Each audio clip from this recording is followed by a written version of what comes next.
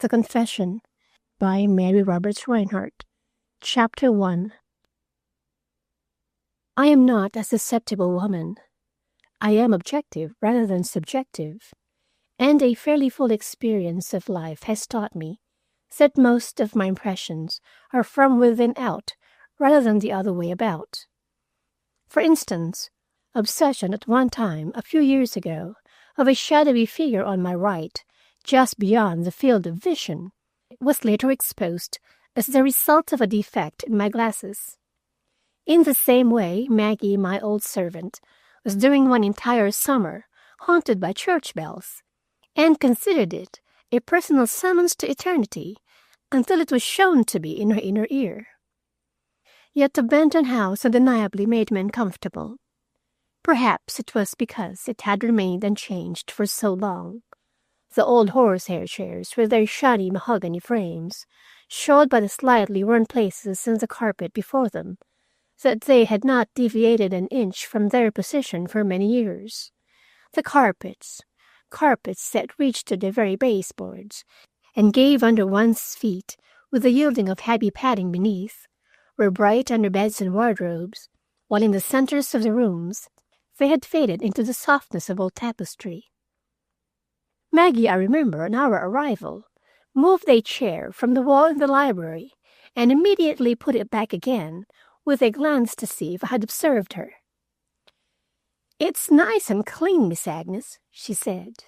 "I kind of feel that a little dirt would make it more homelike." "I'm sure I don't see why," I replied rather sharply. "I've lived in a tolerably clean house most of my life."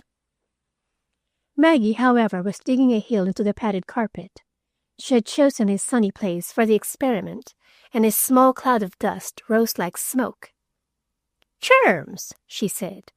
"Just what I expected. We'd better bring the vacuum cleaner out from the city, Miss Agnes. Them carpets haven't been lifted for years." But I paid little attention to her.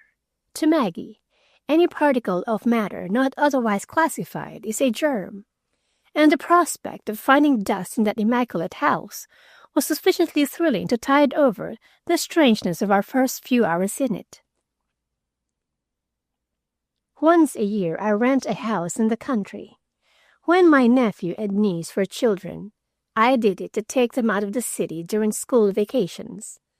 Later, when they grew up, it was to be near the country club. But now, with the children married and new families coming along, we were more concerned with dairies than with clubs, and I inquired more carefully about the neighborhood cows than about the neighborhood golf links. I had really selected the house at Benton Station because there was a most alluring pasture with a brook running through it and violets over the banks. It seemed to me that no cow with a conscience could live in those surroundings and give colicky milk. Then the house was cheap, unbelievably cheap. I suspected sewerage at once, but it seemed to be in the best possible order. Indeed, new plumbing had been put in, and extra bathrooms installed. As old Miss Emily Benton lived there alone, with only an old couple to look after her, it looked odd to see 3 bathrooms, 2 of them new, on the second floor. Big tubs and showers, although little old Miss Emily could have bathed in the washbowl and have had room to spare. I faced the agent downstairs in the parlor after I had gone over the house. Miss Emily Benton had not appeared, and I took it she was away. "Why all those bathrooms?" I demanded. "Does she use them in rotation?" He shrugged his shoulders. "She wished to rent the house, Miss Blakiston. The old-fashioned plumbing—" "But she's giving the house away!" I exclaimed. "Those bathrooms have cost much more than she will get out of it. You and I know that the price is absurd." He smiled at that. "If you wish to pay more, you may, of course. She is a fine woman, Miss Blakiston, but you can never measure a Benton with any yardstick but their own. The truth is that she wants the house off her hands this summer. I don't know why. It's a good house, and she has lived here all her life. But my instructions, I'll tell you frankly, are to rent it if I have to give it away." With which absurd sentence we went out the front door, and I saw the pasture, which decided me. In view of the fact that I had taken the house for my grandnieces and nephews, it was annoying to find by the end of June that I should have to live in it by myself. Willie's boy was having his teeth straightened and must make daily visits to the dentist, and Jack went to California and took Gertrude and the boys with him. The first curious thing happened then. I wrote to the agent saying that I would not use the house, but enclosing a check for its rental, as I had signed the lease. To my surprise, I received in reply a note from Miss Emily herself, very carefully written on thin note paper. Although it was years since I had seen her, the exquisite neatness of the letter, its careful paragraphing, its margins so accurate as to give the impression that she had drawn a faint margin line with a lead pencil and then erased it. All these were as indicative of Emily Benton as the letter was not. As well as I can explain it, the letter was impulsive, almost urgent. Yet the little old lady I remembered was neither of these things. "My dear Miss Blakiston," she wrote, "but I do hope you will use the house. It was because I wanted to be certain that it would be occupied this summer that I asked so low a rent for it. You may call it a whim if you like, but there are reasons why I wish the house to have a summer tenant. It has, for one thing, never been empty since it was built. It was my father's pride, and his father's before him, that the doors were never locked, even at night. Of course, I cannot ask a tenant to continue this old custom, but I can ask you to reconsider your decision. Will you forgive me for saying that you are so exactly the person I should like to see in the house that I feel I cannot give you up? So strongly do I feel this that I would, if I dared, enclose your check and beg you to use the house rent-free. Faithfully yours, Emily Benton." Gracefully worded and carefully written as the letter was, I seemed to feel behind it some stress of feeling, an excitement perhaps, totally out of proportion to its contents. Years before I had met Miss Emily, even then a frail little old lady, her small figure stiffly erect, her eyes cold, her whole bearing one of reserve. The Bentons, for all their open doors, were known in that part of the country as proud. I can remember, too, how when I was a young girl, my mother had regarded the rare invitations to have tea and tiny cakes in the Benton parlor as commands, no less, and had taken the long carriage ride from the city with complacency. And now Miss Emily, last of the family, had begged me to take the house. In the end, as has been shown, I agreed. The glamour of the past had perhaps something to do with it. But I have come to a time of life when, failing intimate interests of my own, my neighbors' interests are mine by adoption. To be frank, I came because I was curious. Why, aside from a money consideration, was the Benton house to be occupied by an alien household? It was opposed to every tradition of the family as I had heard of it. I knew something of the family history. The Reverend Thaddeus Benton, rector of St. Bartholomew, who had forsaken the frame rectory near the church to build himself the substantial home now being offered me. Miss Emily, his daughter, who must now, I computed, be nearly 70, and a son whom I recalled faintly as hardly bearing out the Benton traditions of solidity and rectitude.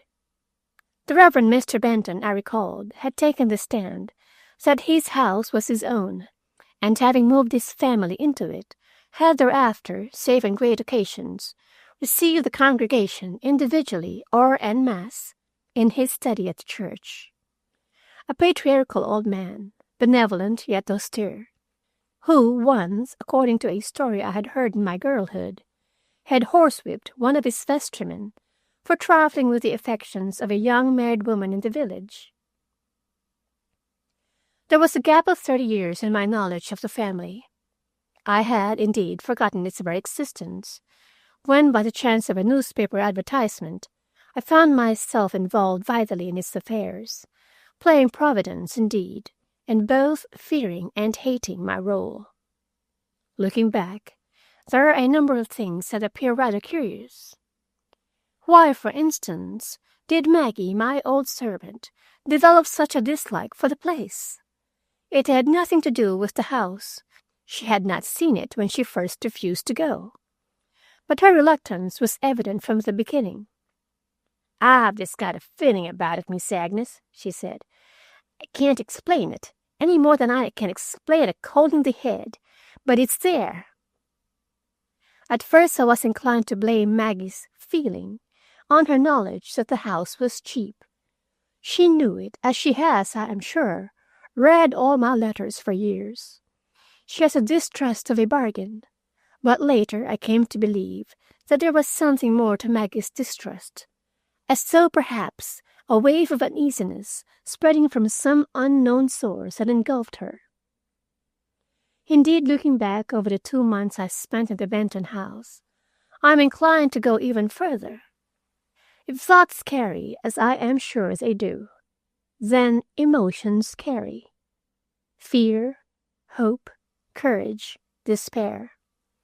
If the intention of writing a letter to an absent friend can spread itself halfway across the earth, so that as you write, the friend writes also, and your letters cross, how much more should big emotions carry? I have had sweep over me such waves of gladness, such gusts of despair as have shaken me, yet with no cause for either. They are gone in a moment. Just for an instant, I've caught and made my own another's joy or grief. The only inexplicable part of this narrative is that Maggie, neither psychic nor a sensitive type, caught the terror, as I came to call it, before I did. Perhaps it may be explainable by the fact that her mental processes are comparatively simple, her mind an empty slate that shows every mark made on it. In a way, this is a study in fear. Maggie's resentment continued through my decision to use the house, through the packing, through the very moving itself. It took the form of a sort of watchful waiting, although at the time we neither of us realized it, and of dislike of the house and its surroundings. It extended itself to the very garden, where she gathered flowers for the table with a ruthlessness that was almost vicious. And as July went on, and Miss Emily made her occasional visits, as tiny, as delicate as herself, I had a curious conclusion forced on me. Miss Emily returned her antagonism. I was slow to credit it. What secret, and even unacknowledged opposition could there be between my downright Maggie and this little old aristocrat with her frail hands and the soft rustle of silk about her? In Miss Emily it took the form of, how strange a word to use in connection with her, of furtive watchfulness. I felt that Maggie's entrance, with nothing more momentous than the tea tray, set her upright in her chair, put an edge to her soft voice, and absorbed her. She was still attentive to what I said. She agreed or dissented. But back of it all, with her eyes on me, she was watching Maggie. With Maggie, the antagonism took no such subtle form. It showed itself in the second best instead of the best china, and a tendency to weak tea when Miss Emily took hers very strong. And such was the effect of their mutual watchfulness and suspicion. Such, perhaps, was the influence of the staid old house on me. After a time, even that fact of the strong tea began to strike me as incongruous. Miss Emily was so consistently frail and dainty, and so, well, unspotted seems to be the word, and so gentle. Yet as time went on, I began to feel that she hated Maggie with a real hatred, and there was the strong tea. Indeed, it was not quite normal, nor was I. For by that time, the middle of July it was, before I figured out as much as I have set down in 5 minutes. By that time, I was not certain about the house. It was difficult to say just what I felt about the house. Willie came down over a Sunday early in the summer, possibly voiced it when he came down to his breakfast there. "How did you sleep?" I asked. "Not very well." He picked up his coffee cup and smiled over it rather sheepishly.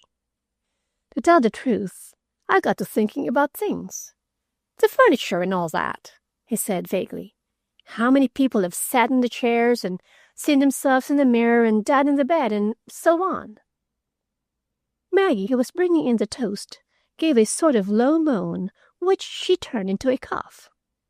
"There have been 23 deaths in the last 40 years, Mr. Willie," she volunteered. "That's according to the gardener, and more than half died in that room of yours." "Put down that toast before you drop it, Maggie," I said. "You're shaking all over. And go out and shut the door." "Very well," she said with a meekness behind which she was both indignant and frightened. "But there is one word I might mention before I go, and that is cats." "Cats," said Willie as she slammed the door. "I think it is only one cat," I observed mildly. "It belongs to Miss Emily, I fancy. It manages to be in a lot of places nearly simultaneously, and Maggie swears it is a dozen." Willie is not subtle. He is a practical young man with a growing family, and a tendency the last year or two to flesh.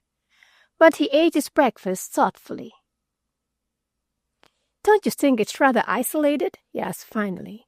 "Just you 3 women here?" I had taken Delia, the cook, along.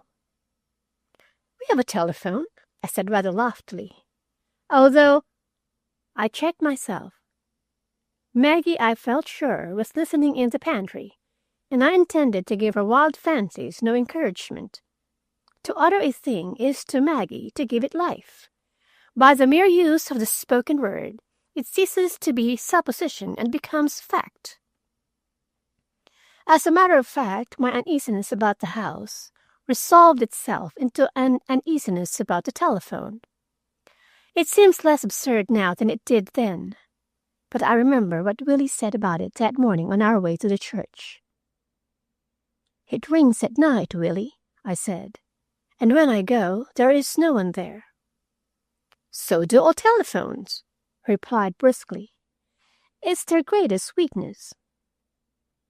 Once or twice we have found the thing on the floor in the morning. It couldn't blow over or knock itself down." "Probably the cat," he said with the patient air of a man arguing with an unreasonable woman.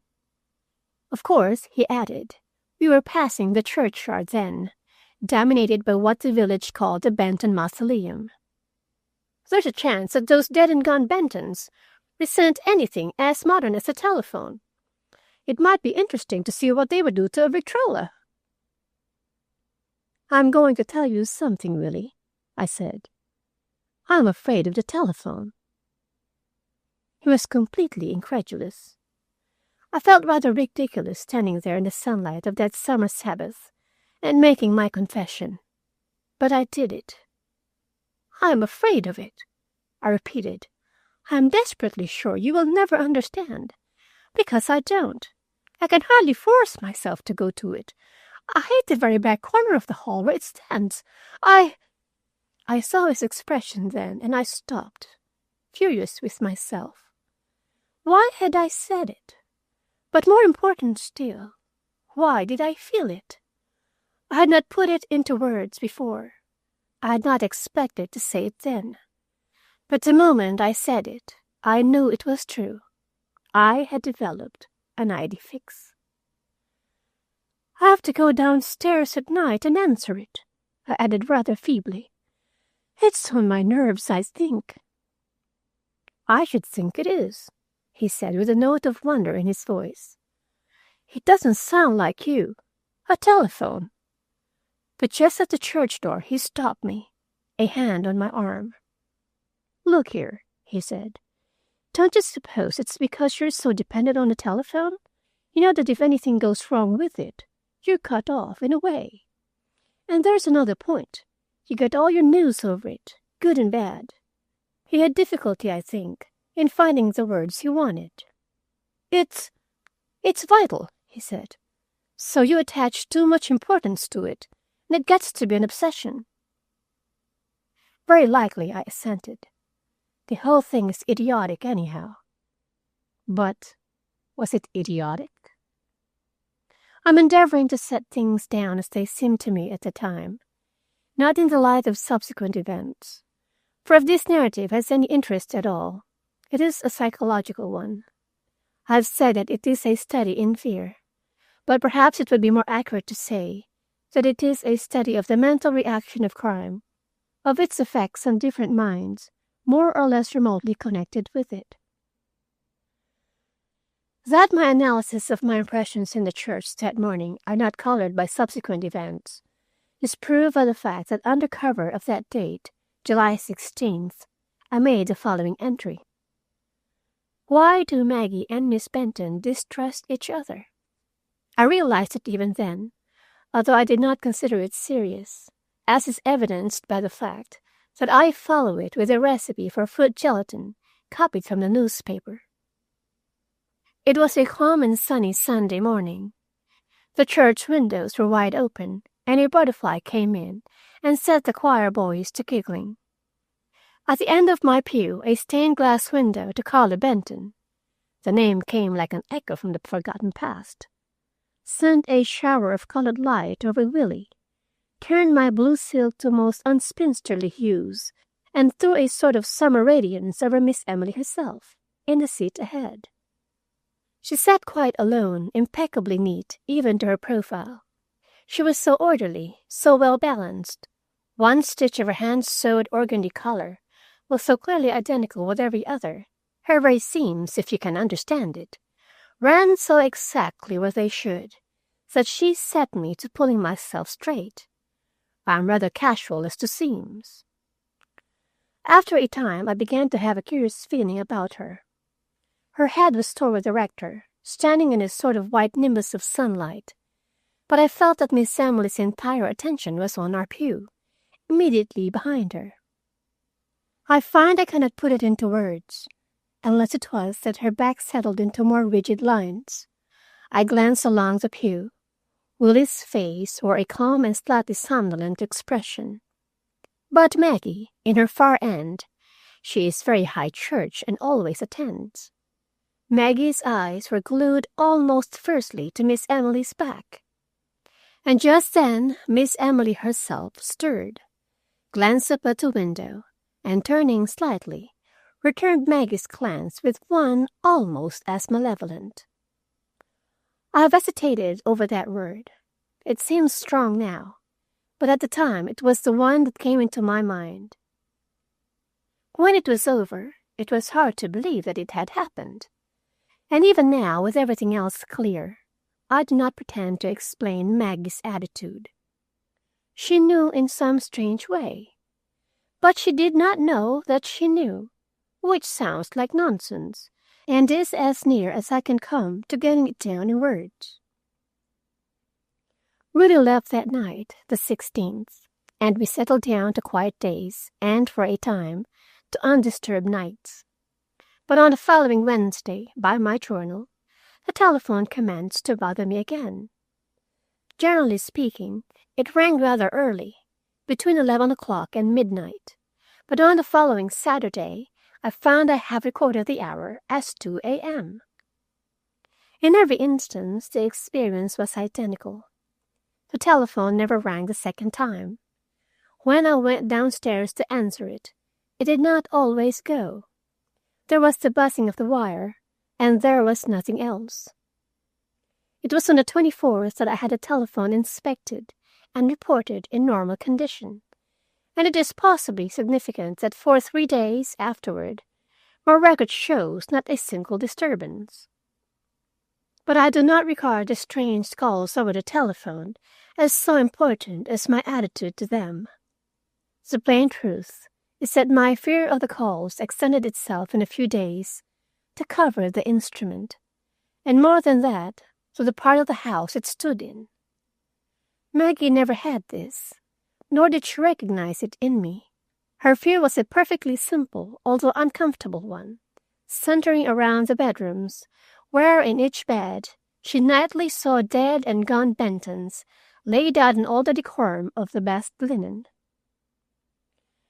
On more than one evening she came to the library door with an expression of mentally looking over her shoulder, and some such dialogue would follow. "Do you mind if I turn the bed down now, Miss Agnes?" "It's very early." "It's almost 8. When she is nervous, she cuts verbal corners. "You know perfectly well that I dislike having the beds disturbed until 9 o'clock, Maggie." "I'm going out." "You said that last night, but you didn't go." Silence. "Now see here, Maggie, I want you to overcome this feeling of—" I hesitated. "Of fear. When you've really seen or heard something, it will be time enough to be nervous." "Humph," said Maggie on one of these occasions, and edged into the room. It was growing dusk. "It'll be too late then, Miss Agnes. And another thing, you're a brave woman. I don't know as I've ever seen a braver, but I notice you keep away from the telephone after dark." The general outcome of these conversations was that, to avoid argument, I permitted the preparation of my room for the night at an earlier and yet earlier hour, until at last it was done the moment I was dressed for dinner. It is clear to me now that two entirely different sorts of fear actuated us. For by that time I had to acknowledge that there was fear in the house. Even Delia the cook had absorbed some of Maggie's terror, possibly traceable to some early impressions of death which connected themselves with the four-post bedstead. Of the two sorts of fear, Delia's and Maggie's symptoms were subjective. Mine, I still feel, were objective. It was not long before the beginning of August, and during a lull in the telephone matter, that I began to suspect that the house was being visited at night. There was nothing I could point to with any certainty as having been disturbed at first. It was a matter of a book misplaced on the table, of my sewing basket open when I always leave it closed, of a burnt match on the floor, whereas it is one of my orderly habits never to leave burnt matches around. And at last the burnt match became a sort of clue, for I suspected that it had been used to light one of the candles that sat in holders of every sort on top of the library shelves. I tried getting up at night and peering over the banisters, but without result, and I was never sure as to articles that had been moved. I remained in that doubting and suspicious halfway ground that is worse than certainty, and there was the matter of motive. I could not get away from that. What possible purpose could an intruder have, for instance, in opening my sewing basket or moving the dictionary 2 inches on the center table? Yet the feeling persisted, and on the 2nd of August I find this entry in my journal. Right hand brass, 8 inches. Left hand brass, 7 inches. Carved wood, Italian, 5 3/4 inches each. Old glass on mantelpiece, 7 inches. And below this, dated the 3rd. Last night, between midnight and daylight, the candle in the glass holder on the right side of the mantel was burned down 1½ inches. I should no doubt have set a watch on my nightly visitor after making this discovery, and one that was apparently connected with it, nothing less than Delia's report that there were candle droppings over the border of the library carpet. But I have admitted that this is a study in fear, and a part of it is my own. I was afraid. I was afraid of the night visitor. But more than that, I was afraid of the fear. It had become a real thing by that time, something that lurked in the lower back hall, waiting to catch me by the throat, to stop my breath, to paralyze me so I could not escape. I never went beyond that point. Yet I am not a cowardly woman. I have lived alone too long for that. I've closed too many houses at night, and gone upstairs in the dark to be afraid of darkness. And even now I cannot, looking back, admit that I was afraid of the darkness there, although I resorted to the weak expedient of leaving a short length of candle to burn itself out in the hall when I went up to bed. I have seen one of Willie's boys waken up at night screaming with a terror he could not describe. Well, it was much like that with me, except that I was awake and horribly ashamed of myself. On the 4th of August, I find in my journal the single word, flower. It recalls both my own cowardice at that time and an experiment I made. The telephone had not bothered us for several nights, and I began to suspect a connection of this sort. When the telephone rang, there was no night visitor, and vice versa. I was not certain. Delia was setting bread that night in the kitchen, and Maggie was reading a ghost story from the evening paper. There was a fine sifting of flour over the table, and it gave me my idea. When I went up to bed that night, I left a powdering of flour here and there on the lower floor, at the door into the library, a patch by the table, and, going back rather uneasily, one near the telephone. I was up and downstairs before Maggie the next morning. The patches showed trembling. In the doorway they were almost obliterated, as by the trailing of a garment over them. But by the fireplace there were two prints quite distinct. I knew when I saw them that I had expected the marks of Miss Emily's tiny foot, although I had not admitted it before. But these were not Miss Emily's. They were large, flat, substantial, and showed a curious smirking around the edge that it was my own. The marking was the knitted side of my bedroom slipper. I had, so far as I could tell, gone downstairs in the night, investigated the candles, possibly in darkness, and gone back to bed again. The effect of the discovery on me was, well, undermining. In all the uneasiness of the past few weeks, I had at least had full confidence in myself, and now that was gone. I began to wonder how much of the things that had troubled me were real, and how many I had made for myself. To tell the truth, by that time, the tension was almost unbearable. My nerves were going, and there was no reason for it. I kept telling myself that. In the mirror I looked white and anxious, and I had a sense of approaching trouble.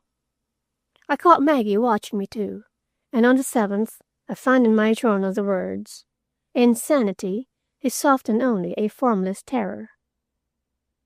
On the Sunday morning following that, I found 3 burnt matches in the library fireplace, and one of the candles in the brass holders was almost gone. I sat most of the day in that room wondering what would happen to me if I lost my mind. I knew that Maggie was watching me, and I made one of those absurd hypotheses to myself that we all do at times. If any of the family came, I would know that she had sent for them, and that I was really deranged. It had been a long day, with a steady summer rain that had not cooled the earth, but only set it steaming. The air was like hot vapor, and my hair clung to my moist forehead. At about 4 o'clock, Maggie started chasing a fly with a folded newspaper. She followed it about the lower floor from room to room, making little harsh noises in her throat when she missed it. The sound of the soft thud of the paper on the walls and furniture seemed suddenly more than I could bear. "For heaven's sake!" I cried. "Stop that noise, Maggie!" I felt as though my eyes were starting from my head. "It's a fly," she said doggedly, and aimed another blow at it. "If I don't kill it, we'll have $1 million. There! It's on the mantel now. I never—" I felt that if she raised the paper club once more, I should scream. So I got up quickly and caught her wrist. She was so astonished that she let the paper drop, and there we stood, staring at each other. I can still see the way her mouth hung open. "Don't!" I said, and my voice sounded thick even to my own ears. "Maggie, I can't stand it." "My God, Miss Agnes!" Her tone brought me up sharply. I released her arm. I'm just nervous, Maggie. I said, and sat down. I was trembling violently. I was sane. I knew it then as I know it now. But I was not rational. Perhaps to most of us come now and then times when they realize that some act or some thought is not balanced, as though for a moment or an hour the control was gone from the brain. And I think this was the feeling I had, that some other control was in charge. Not the Agnes Blakiston I knew, but another Agnes Blakiston, perhaps, was exerting a temporary dominance, a hectic, craven, and hateful control. That is the only outburst I recall. Possibly Maggie may have others stored away. She has a tenacious memory. Certainly it was my nearest approach to violence, but it had the effect of making me set a watch on myself. Possibly it was coincidence. Probably, however, Maggie had communicated with Willie. But 2 days later, young Martin Sprague, Frida Sprague's son, stopped his car in the drive and came in. He is a nerve specialist, and very good, although I can remember when he came down in his night drawers to one of his mother's dinner parties. "Thought I would just run in and see you," he said. "Mother told me you were here." "By George, Miss Agnes, you look younger than ever." "Who told you to come, Marty?" I asked. "Told me? I don't have to be told to visit an old friend." Well, he asked himself to lunch, and looked over the house, and decided to ask Miss Emily if she would sell an old Japanese cabinet, inlaid with mother of pearl, that I would not have had as a gift. And in the end, I told him my trouble, of the fear that seemed to center around the telephone, and the sleepwalking. He listened carefully. "Ever get any bad news over the telephone?" he asked. "One way and another." I said I had had plenty of it. He went over me thoroughly, and was inclined to find my experience with the flower rather amusing than otherwise. "It's rather good, that," he said. "Setting a trap to catch yourself. You better have Maggie sleep in your room for a while. Well, it's all pretty plain, Miss Agnes. We bury some things as deep as possible, especially if we don't want to remember that they ever happened. But the mind's a queer thing. It holds on pretty hard, and burying is not destroying. Then we get tired or nervous. Maybe just holding the thing down and pretending it's not there makes us nervous. And up it pops, like the ghost of a buried body, and raises hell. You don't mind that, do you?" he added anxiously. "It's exactly what those things do raise." "But," I demanded irritably, "who rings the telephone at night? I dare say you don't contend that I go out at night and call the house and then come back and answer the call, do you?" He looked at me with a maddening smile. "Are you sure it really rings?" he asked. And so bad was my nervous condition by that time, so undermined was my self-confidence, that I was not certain. And this in face of the fact that it invariably roused Maggie as well as myself. On the 11th of August, Miss Emily came to tea. The date does not matter, but by following the chronology of my journal, I find I can keep my narrative in proper sequence. I had felt better that day. So far as I could determine, I had not walked in my sleep again, and there was about Maggie an air of cheerfulness and relief which showed that my condition was more nearly normal than it had been for some time. The fear of the telephone and of the back hall was leaving me, too. Perhaps Martin Sprague's matter-of-fact explanation had helped me. Well, my own theory had always been the one I recorded at the beginning of this narrative, that I caught and, well, registered is a good word, that I registered an overwhelming fear from some unknown source. I spied Miss Emily as she got out of the hack that day, a cool little figure clad in a thin black silk dress with the sheerest possible white collars and cuffs. Her small bonnet with its crape veil was faced with white, and her carefully crimped gray hair showed a wavy border beneath it. Mr. Staley, the station hackman, helped her out of the surrey and handed her the knitting bag, without which she was seldom seen. It was 2 weeks since she had been there, and she came slowly up the walk, looking from side to side at the perennial borders, then in full August bloom.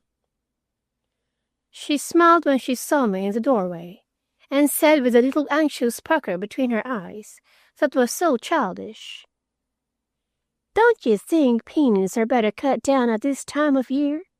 She took a folded handkerchief from her bag and dabbed at her face, where there was no sign of dust to mar its old freshness. "It gives the lilies a better chance, my dear." I led her into the house, and she produced a gay bit of knitting, a baby Afghan by the signs. She smiled at me over it. "I'm always one baby behind," she explained, and fell to work rapidly. She had lovely hands, and I suspected them of being her one vanity. Maggie was serving tea with her usual grudging reluctance, and I noticed then that when she was in the room, Miss Emily said little or nothing. I thought it probable that she did not approve of conversing before servants, and would have let it go at that, had I not, as I held out Miss Emily's cup, caught her looking at Maggie. I had a swift impression of antagonism again, of alertness and something more. When Maggie went out, Miss Emily turned to me. "She is very capable, I fancy." "Very, entirely too capable." "She looks sharp," said Miss Emily. It was a long time since I had heard the word so used, but it was very apt. Maggie was indeed sharp. But Miss Emily launched into a general dissertation on servants, and Maggie's sharpness was forgotten. It was, I think, when she was about to go, that I asked her about the telephone. "Telephone?" she inquired. "Why, no. It has always done very well. Of course, after a heavy snow in the winter, sometimes—" She had a fashion of leaving her sentences unfinished. They trailed off without any abrupt break. "It rings at night." "Rings?" "I'm called frequently, and when I get to the phone, there is no one there." Some of my irritation doubtless got into my voice, for Miss Emily suddenly drew away and stared at me. "But that is very strange. She had gone pale. I saw that now, and quite suddenly she dropped her knitting bag. When I restored it to her, she was very calm and poised, but her color had not come back. "It has always been very satisfactory," she said. "I don't know that it ever—" She considered and began again. "Why not just ignore it? If someone is playing a malicious trick on you, the only thing is to ignore it." Her hands were shaking, although her voice was quiet. I saw that when she tried to tie the ribbons of the bag. And I wondered at this, in so gentle a soul. There was a hint of anger in her tones. There was an edge to her voice. That she could be angry was a surprise. And I found that she could also be obstinate, for we came to an impasse over the telephone in the next few minutes, and over something so absurd that I was nonplussed. It was over her unqualified refusal to allow me to install a branch wire to my bedroom. "But," I expostulated, "when one thinks of the convenience and—" "I am sorry." Her voice had a note of finality. "I dare say I am old-fashioned, but I do not like changes. I shall have to ask you not to interfere with the telephone." I could hardly credit my senses. Her tone was one of reproof, plus decision. It convicted me of an indiscretion. If I had asked to take the roof off and replace it with silk umbrellas, it might have been justified. But to a request to move the telephone— "Of course, if you feel that way about it," I said, "I shall not touch it." I dropped the subject, a trifle ruffled, I confess, and went upstairs to fetch a box in which Miss Emily was to carry away some flowers from the garden. It was when I was coming down the staircase that I saw Maggie. She had carried the hall candlesticks, newly polished, to their places on the table, and was standing, a hand on each one, staring into the old Washington mirror in front of her. From where she was, she must have had a full view of Miss Emily in the library, and Maggie was bristling. It was the only word for it. She was still there when Miss Emily had gone, blowing on the mirror and polishing it, and I took her to task for her unfriendly attitude to the little old lady. "You practically threw her muffins at her," I said, "and I must speak again about the cups." "What does she come snooping around for, anyhow?" she broke in. "Aren't we paying for her house? Didn't she get down on her bended knees and beg us to take it?"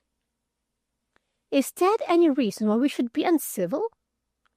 "What I want to know is this," said Maggie truculently. "What right has she to come back and spy on us? For that's what she's doing, Miss Agnes. Do you know what she was at when I looked in at her? She was running a finger along the baseboard to see if it was clean. And what's more, I caught her at it once before in the back hall when she was pretending to telephone for the station hack." It was that day, I think, that I put fresh candles in all the holders downstairs. I'd made a resolution like this: to renew the candles, and to lock myself in my room and throw the key over the transom to Maggie. If in the mornings that followed the candles had been used, it would prove that Martin Sprague was wrong, that even footprints could lie, and that someone was investigating the lower floor at night. For while my reason told me that I had been the intruder, my intuition continued to insist that my sleepwalking was a result, not a cause. In a word, I had gone downstairs because I knew that there had been, and might be again, a night visitor. Yet there was something of comedy in that night's precautions after all. At 10:30 I was undressed, and Maggie had, with rebellion in every line of her, locked me in. I could hear her afterwards running along the hall to her own room and slamming the door. Then, a moment later, the telephone rang. It was too early, I reasoned, for the night calls. It might be anything: a telegram at the station, Willie's boy run over by an automobile, Gertrude's children ill. A dozen possibilities ran through my mind. And Maggie would not let me out. "You're not going downstairs," she called from a safe distance. "Maggie," I cried sharply, and banged at the door. The telephone was ringing steadily. "Come here at once." "Miss Agnes," she beseeched, "you go to bed and don't listen. There'll be nothing there for all your trouble," she said in a quavering voice. "It's nothing human that rings that bell." Finally, however, she freed me, and I went down the stairs. I had carried in a lamp, and my nerves were vibrating to the rhythm of the bell's shrill summons. But strangely enough, the fear had left me. I find, as always, that it is difficult to put into words. I did not relish the excursion to the lower floor. I resented the jarring sound of the bell, but the terror was gone. I went back to the telephone. Something that was living and moving was there. I saw its eyes, lower than mine, reflecting the lamp like twin lights. I was frightened, but still it was not the fear. The twin lights leaped forward and proved to be the eyes of Miss Emily's cat, which had been sleeping on the stand. I answered the telephone. To my surprise, it was Miss Emily herself, a quiet and very dignified voice, which apologized for disturbing me at that hour and went on. "I feel that I was very abrupt this afternoon, Miss Blakiston. My excuse is that I have always feared change. I've lived in a rut too long, I'm afraid. But of course, if you feel you would like to move the telephone or put an upstairs instrument, you may do so as you like." She seemed having got me there. unwilling to ring off. I got a curious effect of reluctance over the telephone, and there was one phrase that she repeated several times. "I do not want to influence you. I want you to do just what you think best." The fear was entirely gone by the time she rang off. I felt instead a sort of relaxation that was most comforting. The rear hall, a cul-de-sac of nervousness in the daytime and of horror at night, was suddenly transformed by the light of my lamp into a warm and cheerful refuge from the darkness of the lower floor. The purring of the cat, comfortably settled on the telephone stand, was as cheering as the singing of a kettle on the stove. On a rack near me, my garden hat and an old paisley shawl made a grotesque human effigy. I sat back in the low wicker chair and surveyed the hallway. Why not, I considered, do away now with the fear of it? If I could conquer it, like this at midnight, I need never succumb again to it in the light. The cat leaped to the stand beside me and stood there, waiting. He was an intelligent animal, and I am like a good many spinsters. I am not more fond of cats than other people, but I understand them better. And it seemed to me that he and I were going through some familiar program of which a part had been neglected. The cat neither sat nor lay, but stood there, waiting. So at last I fetched the shawl from the rack and made him a bed on the stand. It was what he had been waiting for. I saw that at once.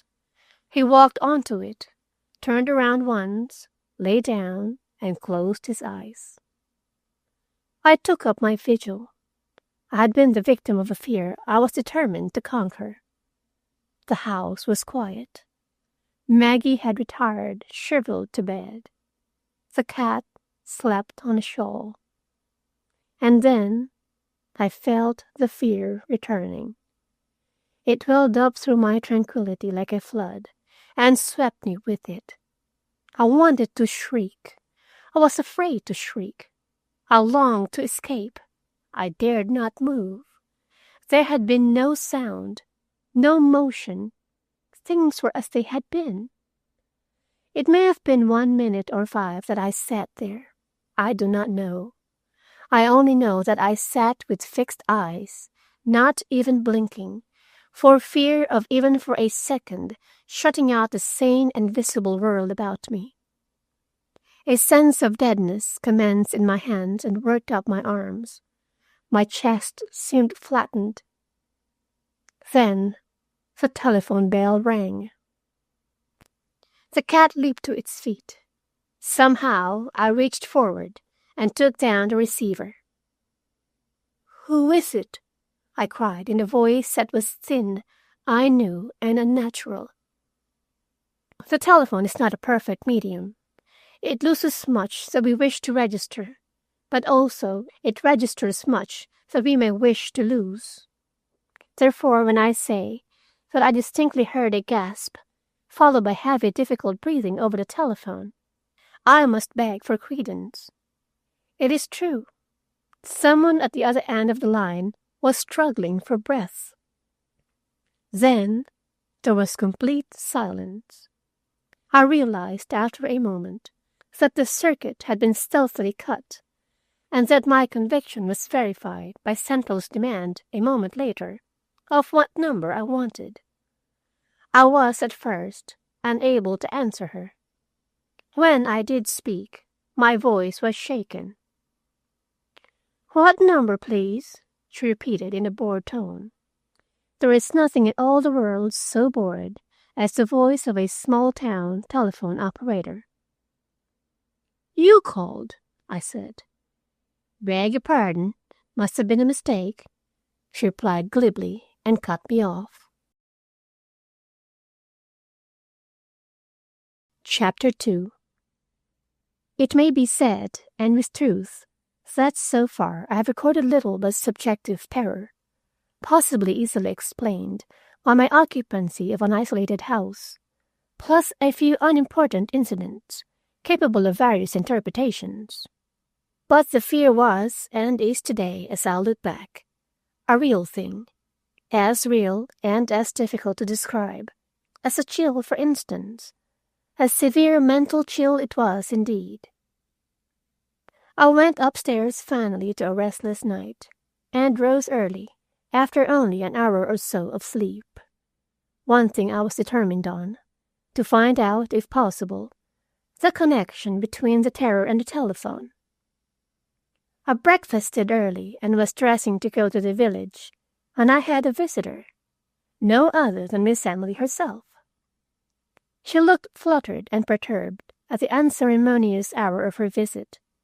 She was the soul of convention, and explained, between breaths as it were, that she had come to apologize for the day before. She had hardly slept. I must forgive her. She had been very nervous since her brother's death, and small things upset her. How much of what I say of Miss Emily depends on my later knowledge, I wonder? Did I notice then that she was watching me furtively, or is it only on looking back that I recall it? I do recall it. The hall door open, and a vista of smiling garden beyond, and silhouetted against the sunshine, Miss Emily's frail figure and searching, slightly uplifted face. There was something in her eyes that I had not seen before, a sort of exultation. She was not, that morning, the Miss Emily who ran a finger along her baseboards to see if we dusted them. She had walked out, and it had exhausted her. She breathed in little gasps. "I think," she said at last, "that I must telephone for Mr. Daly. I am never very strong in hot weather." "Please let me call him for you, Miss Emily." I'm not a young woman, and she was at least 65. But because she was so small and frail, I felt almost a motherly anxiety for her that morning. "I think I should like to do it, if you don't mind. We are old friends. He always comes promptly when I call him." She went back alone, and I waited in the doorway. When she came out, she was smiling, and there was more color in her face. "He is coming at once. He's always very thoughtful for me." Now, without any warning, something that had been seething since her breathless arrival took shape in my mind and became suspicion. What if it had been Miss Emily who had called me the second time to the telephone, and having established the connection, had waited, breathing hard, for what? It was fantastic, incredible in the light of that brilliant summer day. I looked at her, dainty and exquisite as ever, her ruchings fresh and white, her very face indicative of decorum and order, her wistful old mouth still rather like a child's, her eyes always slightly upturned because of her diminutive height, so that she had habitually a look of adoration. "One of Earth's saints," the rector had said to me on Sunday morning. "A good woman, Miss Blakiston, and a sacrifice to an unworthy family." Suspicion is like the rain. It falls on the just and on the unjust, and that morning I began to suspect Miss Emily. I had no idea of what.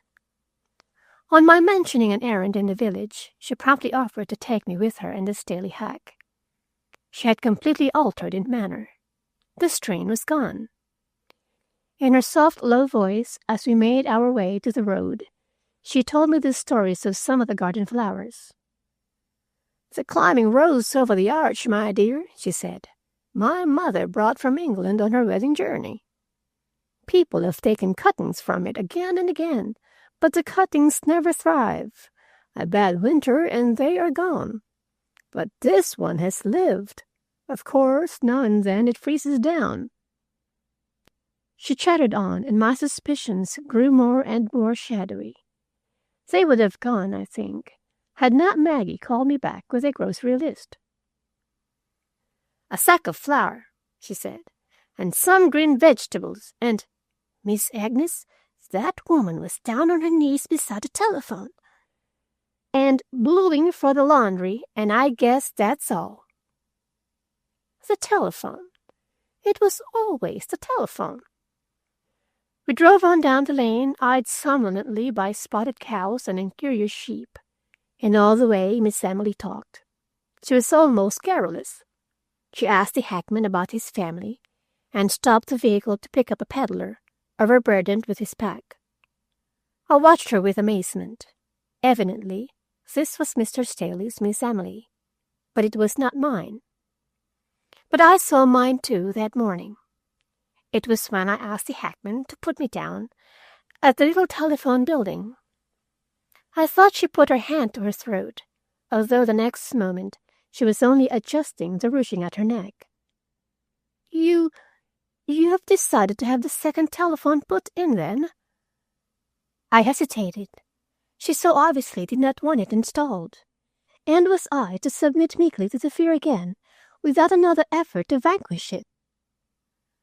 "I think not, dear Miss Emily," I said at last, smiling at her drawn face. "Why should I disturb your lovely old house and its established order?" "But I want you to do just what you think best," she protested. She had put her hands together. It was almost a supplication. As to the strange night calls, there was little to be learned. The night operator was in bed. The manager made a note of my complaint and promised an investigation, which, having had experience with telephone investigations, I felt would lead nowhere. I left the building with my grocery list in my hand. The hack was gone, of course, but I may have imagined it. I thought I saw Miss Emily peering at me from behind the bonnets and hats in the milliner's window. I did not investigate. The thing was enough on my nerves as it was. Maggie served me my luncheon in a sort of strained silence. She observed once, as she brought me my tea, that she was giving me notice and intended leaving on the afternoon train. She had, she stated, holding out the sugar bowl to me at arm's length, stood a great deal in the way of irregular hours from me, seeing as I would read myself to sleep and let the light burn all night, although very fussy about the gas bills. But she had reached the end of her tether, and you could grate a lemon on her most anywhere. She was that covered with goose flesh. "Goose flesh about what?" I demanded. "And either throw the sugar to me or come closer." "I don't know about what," she said suddenly. "I'm just scared." And for once, Maggie and I were in complete harmony. I, too, was just scared. We were, however, both of us much nearer a solution of our troubles than we had any idea of. I say solution, although it but substituted one mystery for another. It gave tangibility to the intangible, indeed, but I cannot see that our situation was any better. I, for one, found myself in the position of having a problem to solve and no formula to solve it with. The afternoon was quiet. Maggie and the cook were in the throes of jelly making, and I had picked up a narrative history of the county, written most pedantically, although with here and there a touch of heavy lightness, by Miss Emily's father, the Reverend Samuel Thaddeus Benton. On the fly-leaf she had inscribed, "Written by my dear father during the last year of his life, and published after his death by the parish to which he had given so much of his noble life." The book left me cold, but the inscription warmed me. Whatever feeling I might have had about Miss Emily died of that inscription. A devoted and self-sacrificing daughter, a woman both loving and beloved. That was the Miss Emily of the dedication to 50 years in Bolivar County. In the middle of the afternoon, Maggie appeared with a saucer and a teaspoon. In the saucer she had poured a little of the jelly to test it, and she was blowing on it when she entered. I put down my book. "Well," I said, "don't tell me you're not dressed yet. You've just got about time for the afternoon train." She gave me an imploring glance over the saucer. "You might just take a look at this, Miss Agnes," she said. "It jells around the edges, but in the middle—" "I'll send your trunk tomorrow," I said, "and you'd better let Delia make the jelly alone. You haven't much time, and she says she makes good jelly." She raised anguished eyes to mine. "Miss Agnes," she said, "that woman's never made a glass of jelly in her life before. She didn't even know about putting a silver spoon in the tumblers to keep them from breaking." I picked up Bolivar County and opened it, but I could see that the hands holding the saucer were shaking. "I'm not going, Miss Agnes," said Maggie. I had of course known she would not. The surprising thing to me is that she never learns this fact, although she gives me notice quite regularly. She always thinks that she's really going until the last. "Of course, you can let that woman make the jelly if you want. It's your fruit and sugar. But I'm not going to desert you in your hour of need." "What do I need?" I demanded. "Jelly?" But she was past sarcasm. She placed the saucer on the table and rolled her stained hands in her apron.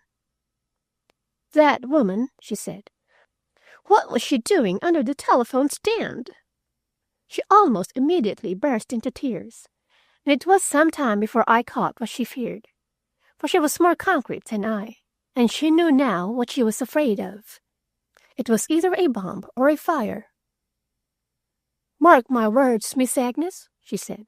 "She's going to destroy the place. What made her set out and rent it for almost nothing if she isn't? And I know who rings the telephone at night. It's her."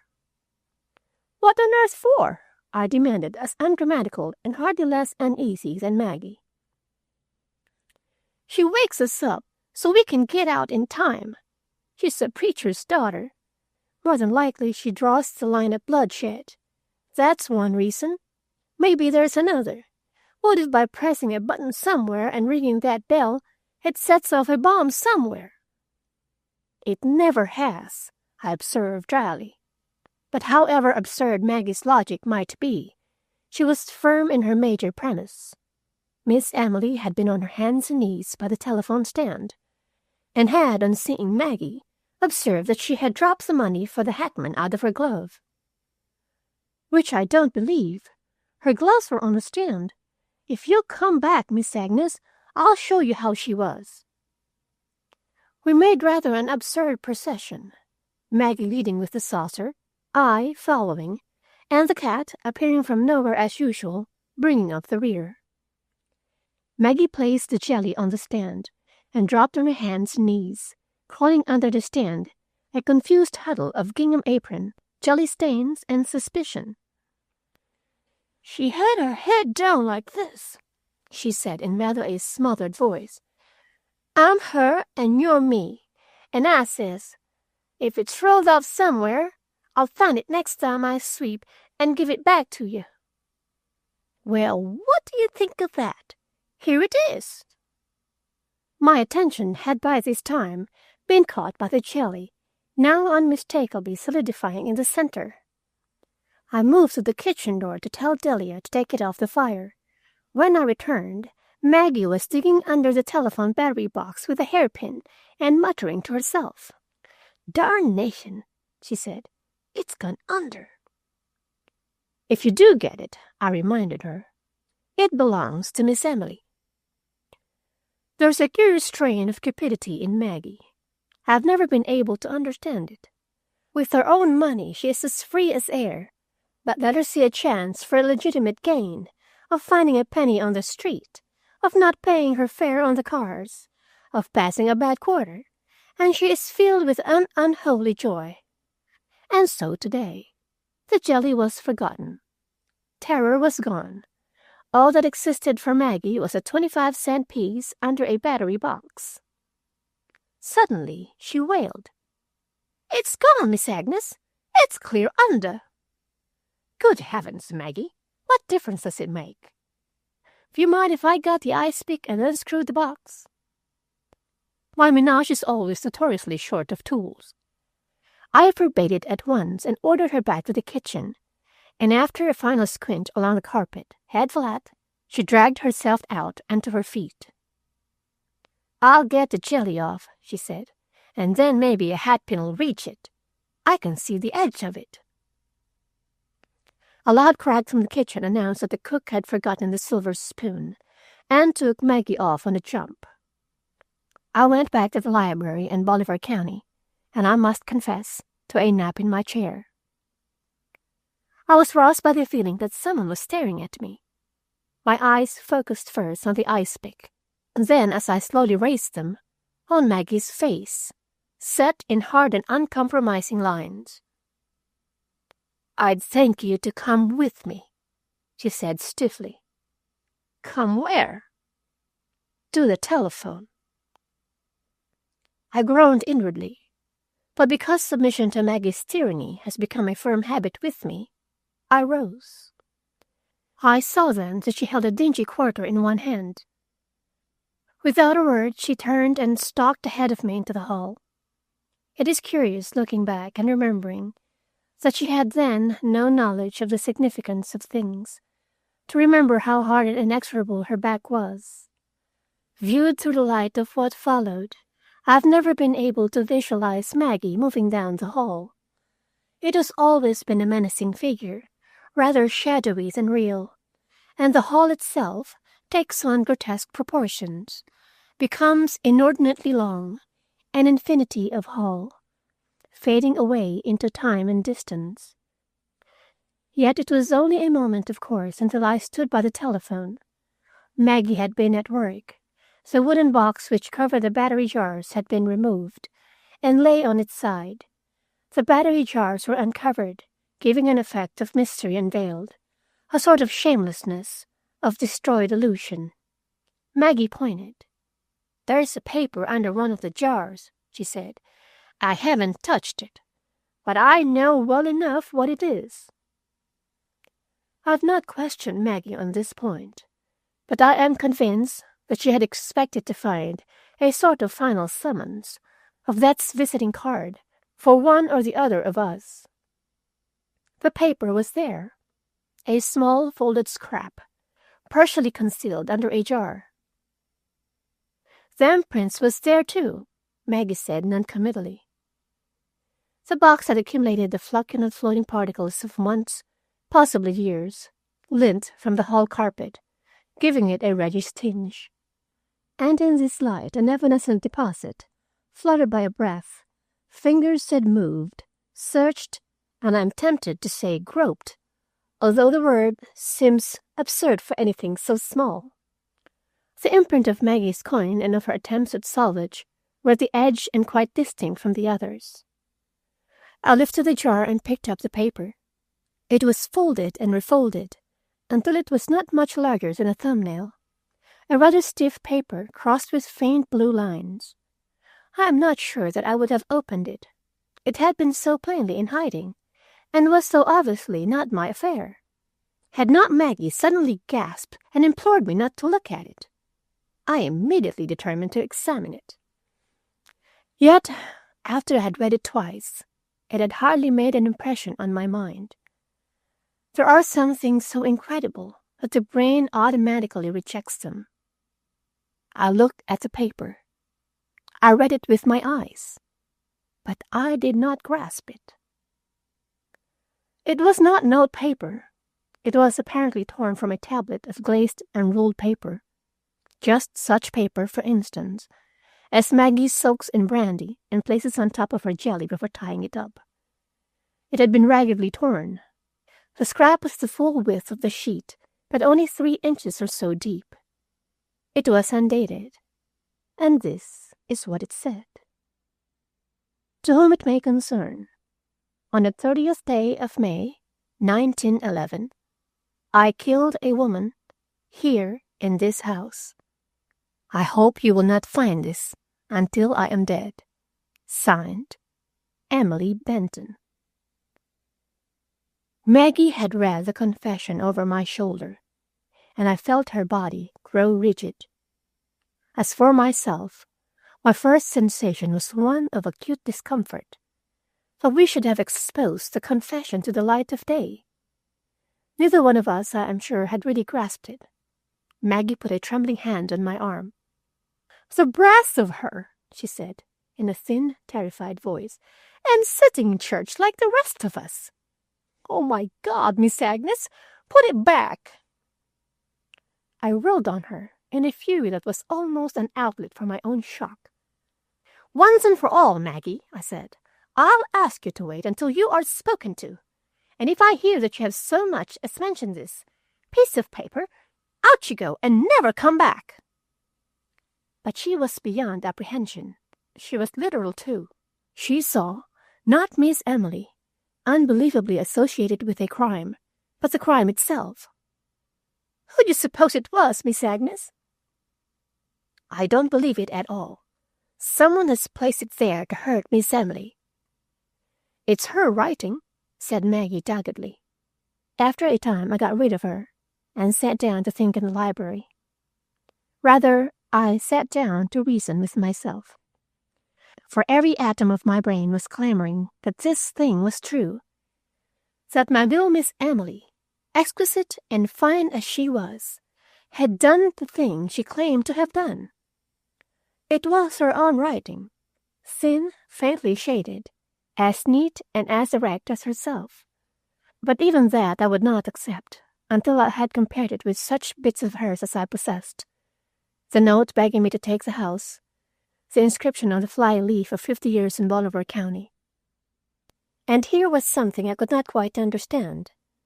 The writing was all of the same order, but while the confession and the inscription in the book were similar, letter for letter, in the note to me there were differences, a change in the T in Benton, a fuller and blacker stroke, a variation in the terminals of the letters. It is hard to particularize. I spent the remainder of the day in the library, going out for dinner, of course, but returning to my refuge again immediately after. Only in the library am I safe from Maggie. By virtue of her responsibility for my wardrobe, she virtually shares my bedroom. But her respect for books she never reads makes her regard a library as at least semi-holy ground. She dusts books with more caution than china, and her respect for a family Bible is greater than her respect for me. I spent the evening there, Miss Emily's cat on the divan, and the mysterious confession lying before me under the lamp. At night, the variation between it and her note to me concerning the house seemed more pronounced. The note looked more like a clumsy imitation of Miss Emily's own hand. Or perhaps this is nearer, as if, after writing in a certain way for 60 years, she had tried to change her style. All my logic ended in one conclusion. She must have known the confession was there. Therefore, the chances were that she had placed it there. But it was not so simple as that. Both crime and confession indicated a degree of impulse that Miss Emily did not possess. I have entirely failed with my picture of Miss Emily, if the word violence can be associated with her in any way. Miss Emily was a temple, clean swept, cold and empty. She never acted on impulse. Every action, almost every word, seemed the result of thought and deliberation. Yet if I could believe my eyes, 5 years before, she had killed a woman in this very house, possibly in the very room in which I was then sitting. I find, on looking back, that the terror must have left me that day. It had, for so many weeks, been so much a part of my daily life that I would have missed it had it not been for this new and engrossing interest. I remember that the long French windows of the library reflected the room like mirrors against the darkness outside, and that once I thought I saw a shadowy movement in one of them, as though a figure moved behind me. But when I turned sharply, there was no one there, and Maggie proved to be, as usual after 9 o'clock, shut away upstairs. I was not terrified, and indeed the fear never returned. In all the course of my investigations, I was never again a victim of the unreasoning fright of those earlier days. My difficulty was that I was asked to believe the unbelievable. It was impossible to reconstruct in that quiet house a scene of violence. It was equally impossible, in view, for instance, of that calm and filial inscription in the history of Bolivar County, to connect Miss Emily with it. She had killed a woman, forsooth. Miss Emily of the baby Afghans, of the weary peddler, of that quiet seat in the church. Yet I knew now that Miss Emily knew of the confession, knew at least of something concealed in that corner of the rear hall which housed the telephone. Had she by chance an enemy who would have done this thing? But to suspect Miss Emily of an enemy was as absurd as to suspect her of a crime. I was completely at a loss when I put out the lights and prepared to close the house. As I glanced back along the hall, I could not help wondering if the telephone, having given up its secret, would continue its nocturnal alarms. As I stood there, I heard the low growl of thunder and the patter of rain against the windows. Partly out of loneliness, partly out of bravado, I went back to the telephone and tried to call Willie, but the line was out of order. I slept badly. Shortly after I returned, I heard a door slamming repeatedly, which I knew meant an open window somewhere. I got up and went into the hall. There was a cold air coming from somewhere below, but as I stood there, it ceased. The door above stopped slamming, and silence reigned again. Maggie roused me early. The morning sunlight was just creeping into the room, and the air was still cool with the night and fresh washed by the storm. "Miss Agnes," she demanded, standing over me, "did you let the cat out last night?" "I brought him in before I went to bed." "Humph," said Maggie. "And did I or did I not wash the doorstep yesterday?" "You ought to know. You said you did." "Miss Agnes," Maggie said, "that woman was in this house last night. You can see her footprints as plain as day on the doorstep. And what's more, she stole the cat and let out your mother's paisley shawl." Which statements, corrected, proved to be true. My old paisley shawl was gone from the hall rack, and unquestionably, the cat had been on the back doorstep that morning, along with the milk bottles. Moreover, one of my fresh candles had been lighted, but had burned only for a moment or two. That day I had a second visit from young Martin Sprague. The telephone was in working order again, having unaccountably recovered, and I was using it when he came. He watched me quizzically from a position by the newel post as I rang off. "I was calling Miss Emily Benton," I explained, "but she is ill." "Still troubled with telephobia?" "I have other things to worry me, Martin," I said gravely, and let him into the library. There I made a clean breast of everything. I omitted nothing. The fear, the strange ringing of the telephone bell, the gasping breathing over it the night before, Miss Emily's visit to it, and, at last, the discovery. He took the paper when I offered it to him, and examined it carefully by the window. Then he stood looking out and whistling reflectively. At last he turned back to the room. "It's an unusual story," he said, "but if you'll give me a little time, I'll explain it to you. In the first place, let go of the material things for a moment, and let's deal with minds and emotions. You're a sensitive person, Miss Agnes. You catch a lot of impressions that passed most people by. And first of all, you've been catching fright from two sources." "Two sources?" "Two. Maggie is one. She hates the country. She's afraid of old houses. And she sees in this house only the ghosts of people who have died here." I pay no attention to Maggie's fears. "You only think that, but to go further, you've been receiving waves of apprehension from another source. From the little lady, Miss Emily." "Then you think—" "Hold on," he said, smiling. "I think she wrote that confession. Yes. As a matter of fact, I'm quite sure she did. And she has established a system of espionage on you by means of the telephone. If you had discovered the confession, she knew that there would be a change in your voice, in your manner. If you answered very quickly, as though you had been near the instrument, perhaps in the very act of discovering the paper. Don't you get it? And can't you see how her terror affected you even over the wire? Don't you think that, if thought can travel untold distances, fear can? Of course. But Martin, I exclaimed, little Miss Emily a murderess? He threw up his hands. Certainly not, he said. You're a shrewd woman, Miss Agnes. Do you know that a certain type of woman frequently confesses to a crime she never committed, or had any chance of committing? Look at the police records. Confessions of women as to crimes they could only have heard of through the newspapers. I would like to wager that if we had the newspapers of that date that came into this house, we would find a particularly atrocious and mysterious murder being featured, the murder of a woman. You do not know her, I maintained doggedly, and drew, as best I could, a sketch of Miss Emily, while he listened attentively. A pure neurasthenic type, was his comment. Older than usual, but that is accountable by the sheltered life she has led. Little Miss Emily is still at heart a girl, and a hysterical girl. She has had enough trouble to develop her. Trouble?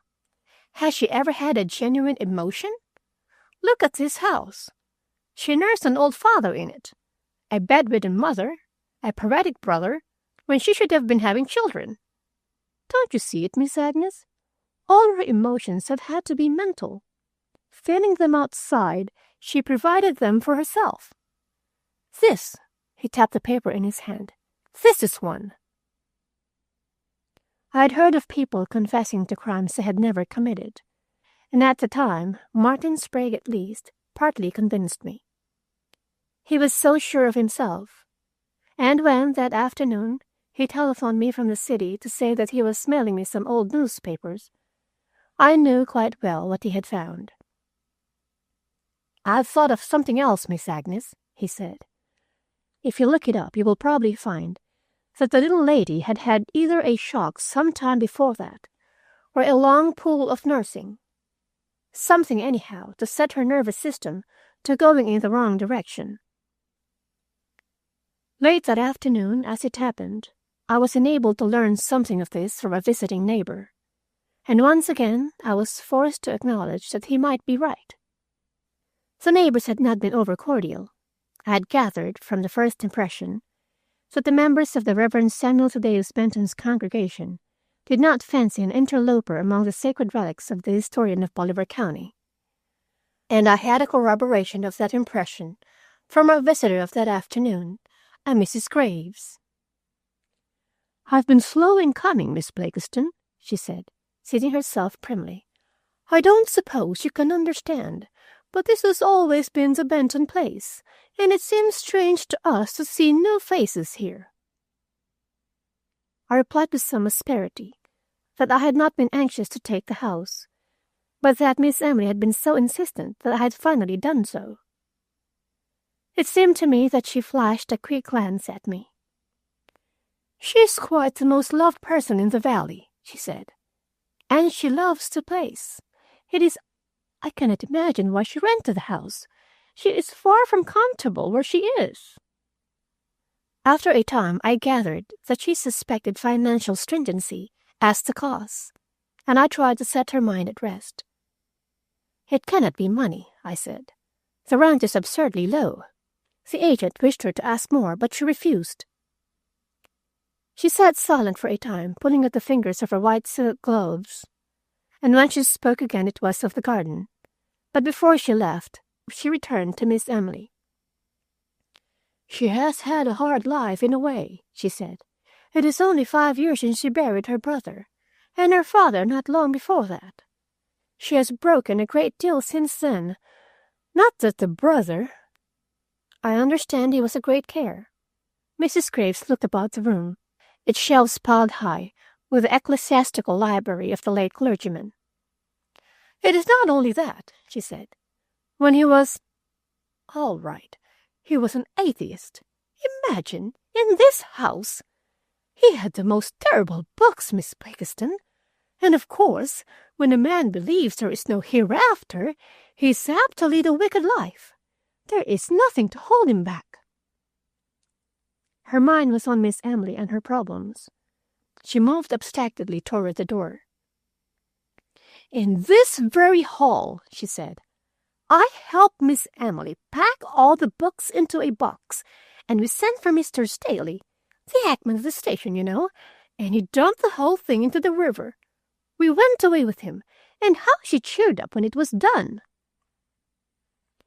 Martin Sprague's newspapers arrived the next morning. They bore a date of 2 days before the date of the confession, and contained, rather triumphantly, outlined in blue pencil, full details of the murder of a young woman by some unknown assassin. It had been a grisly crime, and the paper was filled with details of a most sensational sort. Had I been asked, I would have said that Miss Emily's clear, slightly upturned eyes had never glanced beyond the merest headlines of such journalistic reports. But in a letter Martin Sprague set forth a precisely opposite view. "You'll probably find," he wrote, "that the little lady is pretty well fed up on such stuff. The calmer and more placid the daily life, the more apt is the secret inner one, in such a circumscribed existence, to be a thriller. You might look over the books in the house. There is a historic case where a young girl swore she had tossed her little brother to a den of lions, although there were no lions near, and little brother was subsequently found asleep in the attic, after reading Fox's Book of Martyrs. Probably the old gentleman has this joke book in his library." I put down his letter and glanced around the room. Was he right, after all?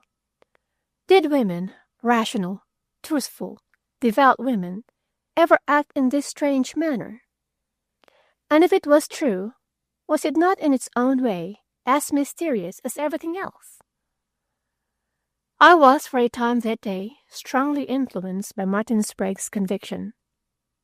It was, for one thing, easier to believe than that Miss Emily Benton had committed a crime, and as if to lend color to his assertion, the sunlight, falling onto the dreary bookshelves, picked out and illuminated dull gilt letters on the brown back of a volume. It was Fox's Book of Martyrs. If I may analyze my sensations at that time, they divided themselves into 3 parts. The first was fear. That seems to have given way to curiosity, and that at a later period to an intense anxiety. Of the 3, I have no excuse for the second, save the one I gave myself at the time, that Miss Emily could not possibly have done the thing she claimed to have done, and that I must prove her innocence to myself. With regard to Martin Sprague's theory, I was divided. I wanted him to be right. I wanted him to be wrong. No picture I could visualize of little old Miss Emily conceivably fitted the type he had drawn. On the other hand, nothing about her could possibly confirm the confession as an actual one. The scrap of paper became, for the time, my universe. Did I close my eyes, I saw it side by side with the inscription, "In 50 years of my Bolivar County," and letter for letter, in the same hand. Did the sun shine, I had it in the light, examining it, reading it. To such a point did it obsess me that I refused to allow Maggie to use a tablet of glazed paper she had found in the kitchen table drawer to tie up the jelly glasses. It seemed somehow horrible to me. At that time I had no thought of going back 5 years and trying to trace the accuracy or falsehood of the confession. I should not have known how to go about it. Had such a crime been committed, how to discover it at this late day? Whom in all her sheltered life could Miss Emily have murdered? In her small world, who could have fallen out and left no sign? It was impossible, and I knew it, and yet... Miss Emily was ill. The news came through the grocery boy, who came out every day on a bicycle and teased the cat and carried away all the pears as fast as they ripened. Maggie brought me the information at luncheon. "She's sick," she said. There was only one person in both our minds those days.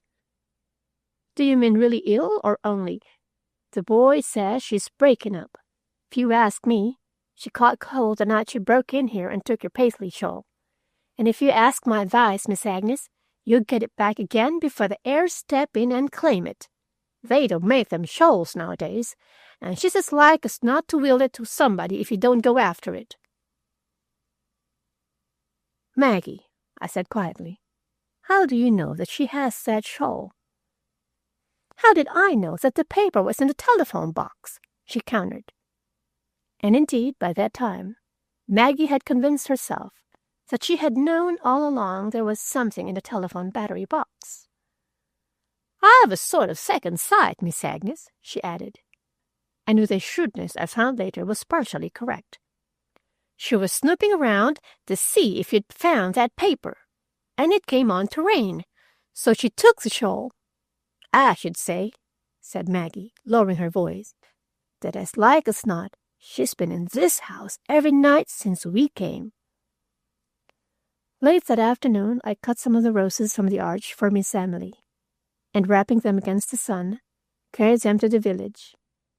At the last I hesitated. It was so much like prying. I turned aside at the church, intending to leave them there for the altar, but I could find no one in the parish house, and no vessel to hold them. It was late afternoon. I opened a door and stepped into the old church. I knelt for a moment, and then sat back and surveyed the quiet building. It occurred to me that here one could obtain a real conception of the Benton family, and of Miss Emily. The church had been the realest thing in their lives. It had dominated them, obsessed them.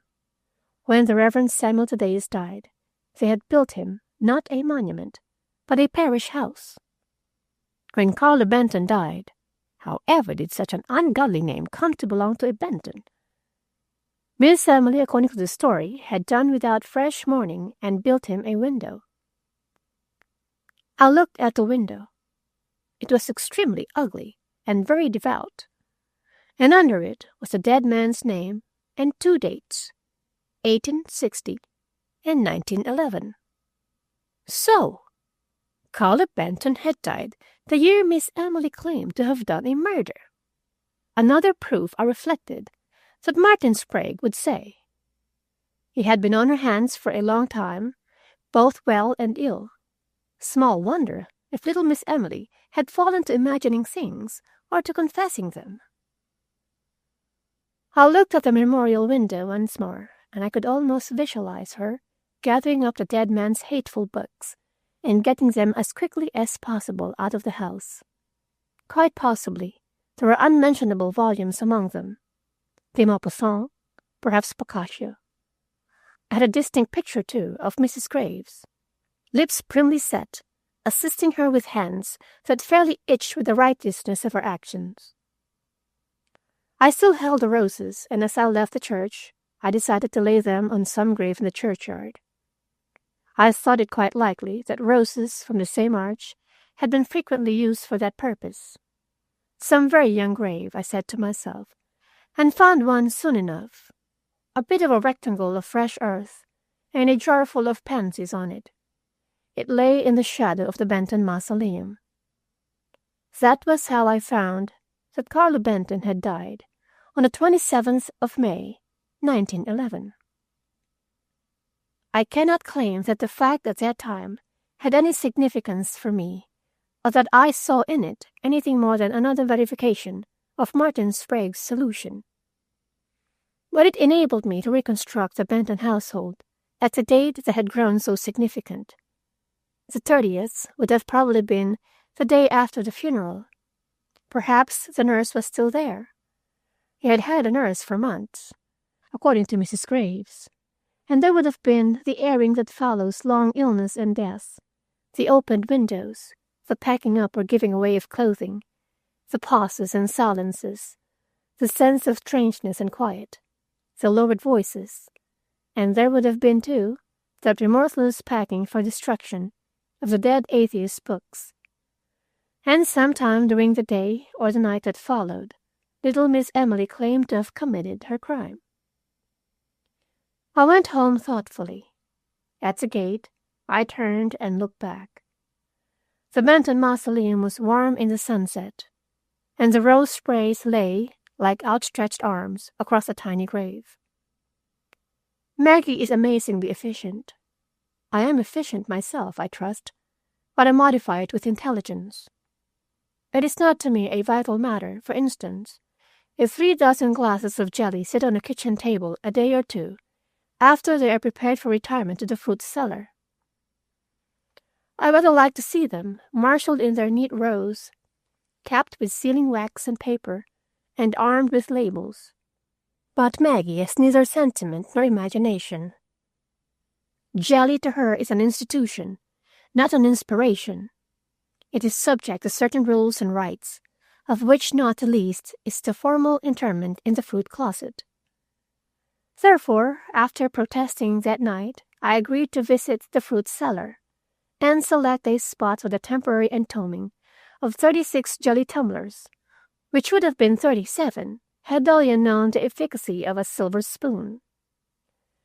I can recall vividly the mental shift from the confession to that domestic excursion, my own impatience, Maggie's grim determination, and the curious denouement of that visit. Chapter 3. I had the very slightest acquaintance with the basement of the Benton house. I knew it was dry and orderly, and with that my interest in it ceased. It was not cemented, but its hard clay floor was almost as solid as macadam. In one end was built a high potato bin. In another corner, 2 or 3 old pews from the church, evidently long discarded and showing weather stains, as though they had once served as garden benches, were upended against the whitewashed wall. The fruit closet, built in of lumber, occupied one entire end, and was virtually a room with a door and no windows. Maggie had, she said, found it locked and had had an itinerant locksmith fit a key to it. "It's all scrubbed and ready," she said. "I found that preserved melon rind you had for lunch in a corner. It wouldn't have kept much longer, so I took it up and opened it. Just probably got all sorts of stuff spoiling in the locked part. Some folks are like that." Most of the shelves were open, but now, holding the lamp high, I saw that a closet with a door occupied one end. The door was padlocked. At the time I was interested, but I was, as I remember, much more occupied with Maggie's sense of momentum, which I considered deficient, and of a small lecture on other people's melon rinds, which I delivered as she sullenly put away the jelly. But that night, after I had gone to bed, the memory of that padlock became strangely insistent. There was nothing psychic about the feeling I had. It was perfectly obvious and simple. The house held, or had held, a secret.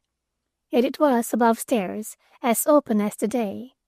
There was no corner into which I might not peer, except, why was that portion of the fruit closet locked?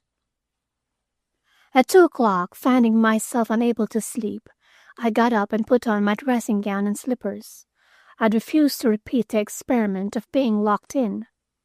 Then, with a candle and a box of matches, I went downstairs. I had, as I have said, no longer any terror of the lower floor. The cat lay as usual on the table in the back hall. I saw his eyes watching me with their curious unblinking stare, as intelligent as 2 brass buttons. He rose as my light approached, and I made a bed for him of a cushion from a chair, failing my paisley shawl. It was after that I had a curious sense of being led. It was as though I knew that something awaited my discovery, and that my sole volition was whether I should make that discovery or not. It was there, waiting. I have no explanation for this, and it is quite possible that I might have had it, to find at the end nothing more significant than root beer, for instance, or bulbs for the winter garden. And indeed, at first sight, what awaited me in the locked closet amounted to anticlimax. For when I had broken the rusty padlock open with a hatchet, and had opened doors with nervous fingers, nothing more startling appeared than a number of books. The shelves were piled high with them, a motley crew of all colors, but dark shades predominating. I went back to bed, sheepishly enough, and wrapped my chilled feet in an extra blanket.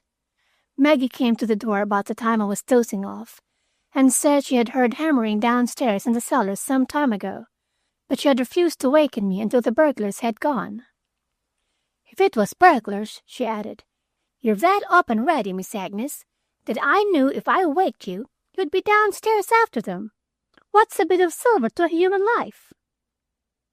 I got her away at last, and she went, muttering something about digging up the cellar floor and finding an uneasy spirit.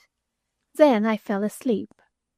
I had taken cold that night, and the following morning I spent in bed. At noon Maggie came upstairs, holding at arm's length a book. She kept her face averted and gave me a slanting and outraged glance. "This is a nice place we've come to," she said acidly. "Murder in the telephone and Antichrist in the fruit cellar." "Why, Maggie," I expostulated, "if these books stay, I go, and that's flat, Miss Agnes," was her ipse dixit. She dropped the book on the bed and stalked out, pausing at the door only to throw back, "If this is a clergyman's house, I guess I'd better be out of the church." I took up the book. It was well worn, and in the front, in a heavy masculine hand, the owner had written his name, written it large, a bit defiantly, perhaps.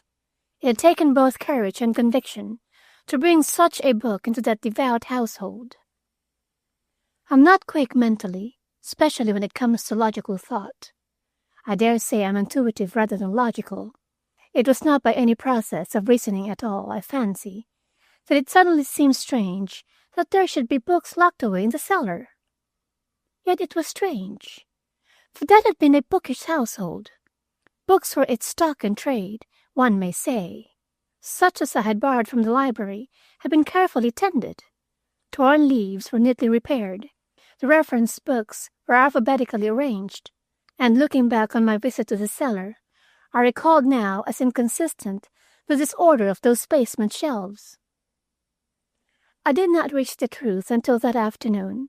I made a second visit to the cellar. Mrs. Graves had been mistaken. If not all Carlo Benton's proscribed books were hidden there, at least a large portion of his library was piled in something like confusion on the shelves. Yet she maintained that they had searched the house, and she herself had been present when the books were packed and taken away to the river. That afternoon I returned Mrs. Graves' visit. She was at home, and in a sort of flurried neatness that convinced me she had seen me from far up the road. That conviction was increased by the amazing promptness with which a tea-tray followed my entrance. I had given her tea the day she came to see me, and she was not to be outdone. Indeed, I somehow gained the impression that tray and teapot, and even little cakes, had been waiting, day by day, for my anticipated visit. It was not hard to set her talking of Carlo Benton and his wickedness. She rose to the bait like a hungry fish, yet I gathered that, beyond his religious views or lack of them, she knew nothing. But on the matter of the books she was firm. "After the box was ready," she said, "we went to every room and searched it. Miss Emily was set on clearing out every trace. At the last minute, I found one called The Fallacy of Christianity, slipped down behind the dresser in his room, and we put that in." It was The Fallacy of Christianity that Maggie had brought me that morning. "It is a most interesting story," I observed. "What delicious tea, Mrs. Graves. And then you fastened up the box and saw it thrown into the river. It was quite a ceremony." "My dear," Mrs. Graves said solemnly, "it was not a ceremony. It was a rite, a significant rite." How can I reconcile the thoughts I had that afternoon with my later visit to Miss Emily? The little upper room in the village, dominated and almost filled by an old-fashioned bed, and Miss Emily, frail and delicate and beautifully neat, propped with pillows and holding a fine handkerchief, as fresh as the flutings of her small cap in her hand. On a small stand beside the bed were her Bible, her spectacles, and her quaint old-fashioned gold watch. And Miss Emily herself? She was altered, shockingly altered. A certain tenseness had gone, a tenseness that had seemed to uphold her frail body and carry her about. Only her eyes seemed greatly alive, and before I left, they too had ceased their searching of mine and looked weary and old. And at the end of my short visit, I had reluctantly reached this conclusion. Either Miss Emily had done the thing she confessed to doing, incredible as it might appear, or she thought she had done it, and the thing was killing her. She knew I had found the confession. I knew that. It was written large over her. What she had expected me to do, God only knows. To stand up and denounce her? To summon the law? I do not know. She said an extraordinary thing when at last I rose to go. I believe now that it was to give me my chance to speak. Probably she found the suspense intolerable. But I could not do it. I was too surprised, too perplexed, afraid of hurting her. Had the feeling, I know, that I must protect her, and that feeling never left me until the end. "I think you must know, my dear," she said from her pillows, "that I have your Paisley shawl." I was breathless. "I thought that perhaps," I stumbled. "It was raining that night," she said in her soft, delicate voice. "I've had it dried and pressed. It is not hurt. I thought you would not mind," she concluded. "It does not matter at all, not in the least," I said unhappily. I'm quite sure now that she meant me to speak then. I can recall the way she fixed her eyes on me, serene and expectant. She was waiting. But to save my life, I could not. And she did not. Had she gone as far as she had the strength to go? Or was this again one of those curious pacts of hers? If I spoke or was silent, it was to be? I do not know. I do know that we were both silent, and that at last, with a quick breath, she reached out and thumped on the floor with a cane that stood beside the bed until a girl came running up from below stairs. "Get the shawl, Fanny dear," said Miss Emily, "and wrap it up for Miss Blakiston." I wanted desperately, while the girl left the room to obey, to say something helpful, something reassuring, but I could not. My voice failed me, and Miss Emily did not give me another opportunity. She thanked me rather formally for the flowers I had brought from her garden, and let me go at last with a parcel under my arm, without further reference to it. The situation was incredible. Somehow I had the feeling that Miss Emily would never reopen the subject again. She had given me my chance, at who knows what cost, and I had not taken it. There had been something in her goodbye. I cannot find words for it, but it was perhaps a finality, an effect of a closed door, that I felt without being able to analyze. I walked back to the house, refusing the offers of Mr. Staley, who met me on the road. I needed to think, but thinking took me nowhere.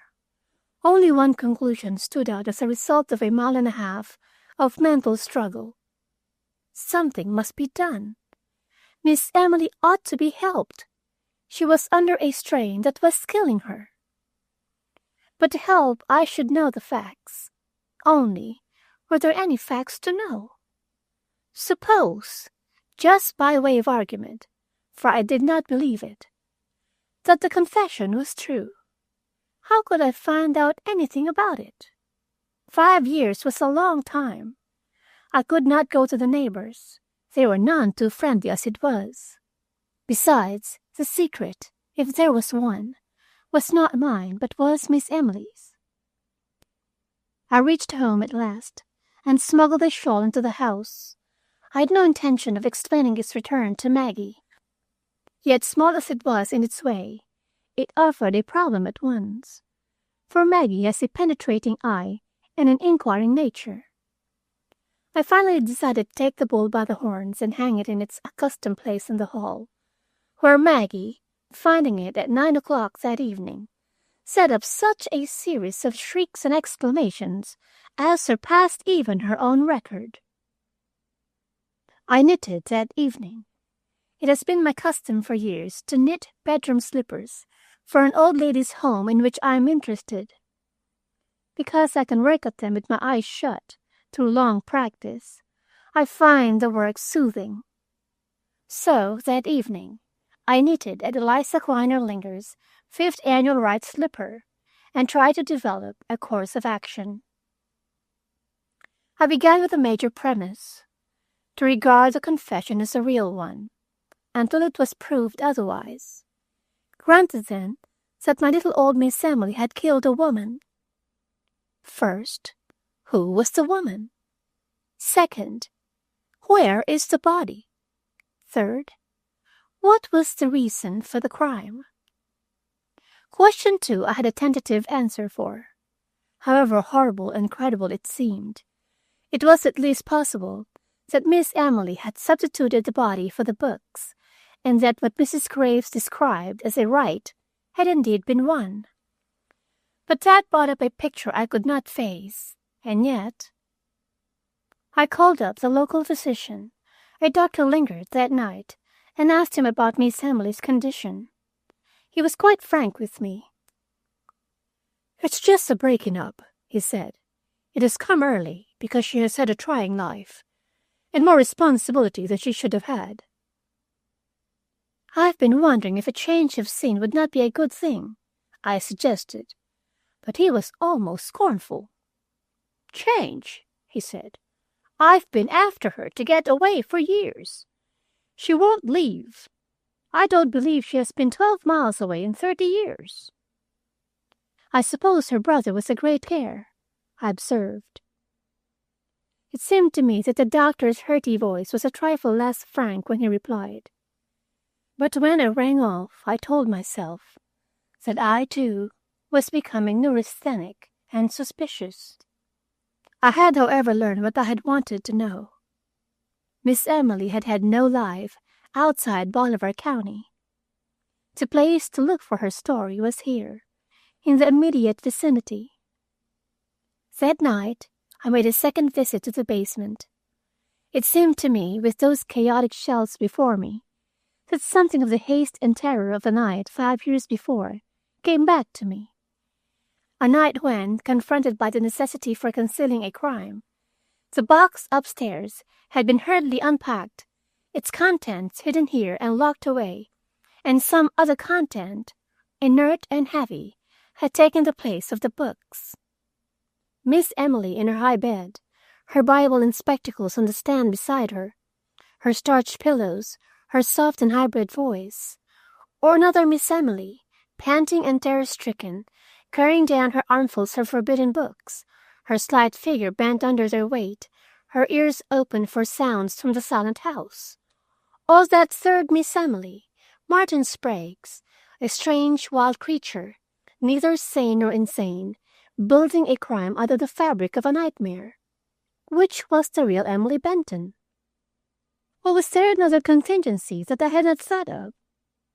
Had some secret enemy of Miss Emily's, some hysterical girl from the parish, suffering under a fancied slight, or some dismissed and revengeful servant, taken this strange method of retaliation, done it, and then warned the little old lady that her house contained such a paper? I confess that this last thought took hold on me. It offered a way out that I clutched at. I had an almost frantic feeling by that time that I must know the truth.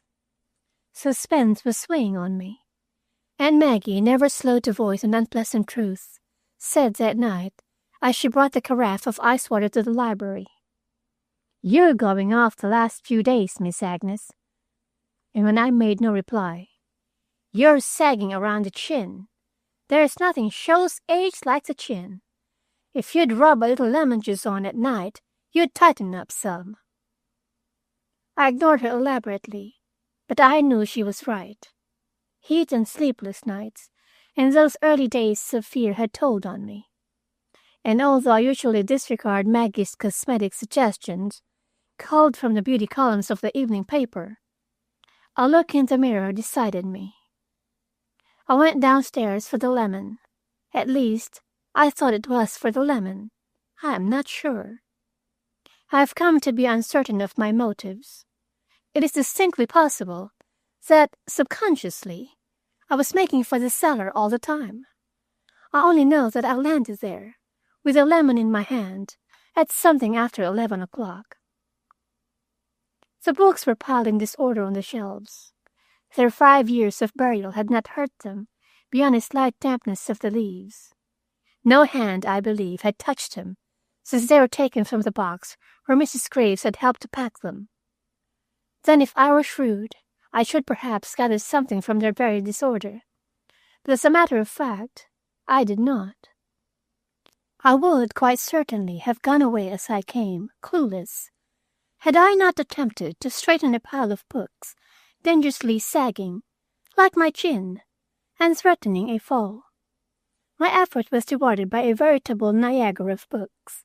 They poured over the edge, a few first, then more, until I stood, it seemed, knee-deep in a raging sea of atheism. Somewhat grimly I set to work to repair the damage, and one by one I picked them up and restored them. I put them in methodically this time, glancing at each title to place the volume upright. Suddenly, out of the darkness of unbelief, a title caught my eye and held it. The Handwriting of God. I knew the book. It had fallen into bad company, but its theology was unimpeachable. It did not belong.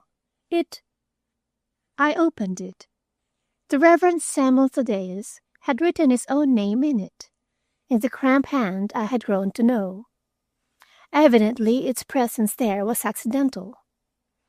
I turned it over in my hands and saw that it was closed down on something, on several things, indeed. They proved to be a small black notebook, a pair of spectacles, a woman's handkerchief. I stood there looking at them. They might mean nothing but the accidental closing of a book, which was mistakenly placed in bad company, perhaps by Mrs. Graves.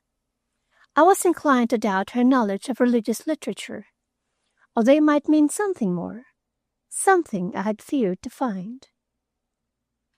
Armed with the volume and the lemon forgotten, where the cook found it the next day and made much of the mystery, I went upstairs again.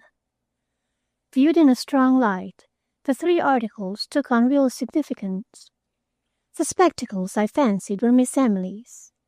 They were, to all appearances, the duplicates of those on her tidy bedside stand. But the handkerchief was not hers.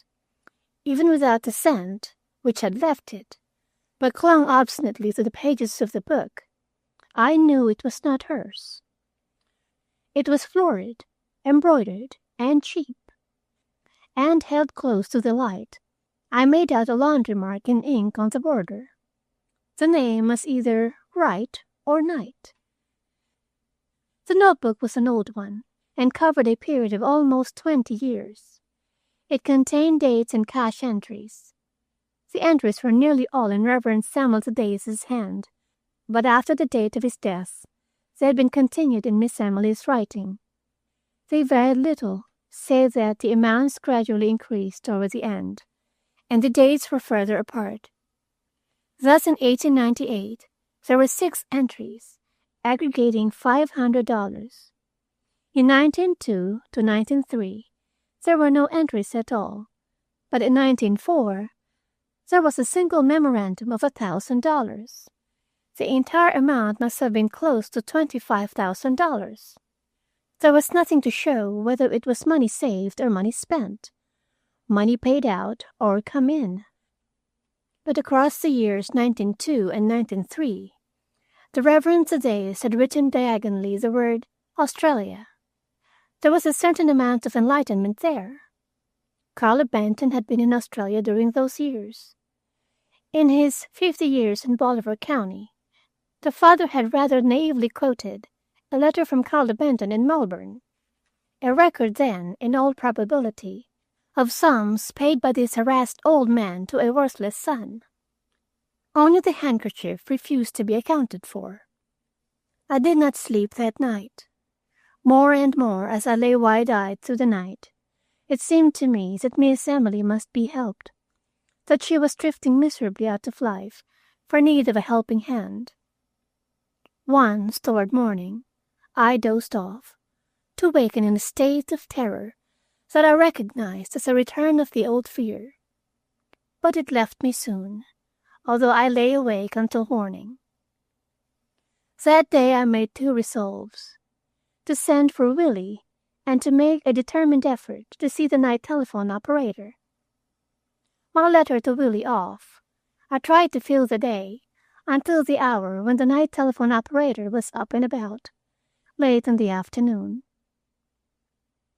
The delay was simplified by the arrival of Mrs. Graves in white silk gloves and a black cotton umbrella as a sunshade. She had lost her air of being afraid I might patronize her, and explained pantingly that she had come on an errand, not to call. "I'm at my Christmas presents now," she said, "and I've fixed on a bedroom set for Miss Emily. I suppose you won't care if I go right up and measure the dresser top, will you?" I took her up, and her sharp eyes roved over the stairs and the upper hall. "That's where Carlo died," she said. "It's never been used since, unless you—" She had paused, staring into Miss Emily's deserted bedroom. "It's a good thing I came," she said. "The eye's no use to trust to, especially for bureaus." She looked around the room. There was, at that moment, something tender about her. She even lowered her voice and softened it. It took on, almost comically, the refinements of Miss Emily's own speech. "Whose photograph is that?" she asked suddenly. "I don't know that I ever saw it before, but it looks familiar, too."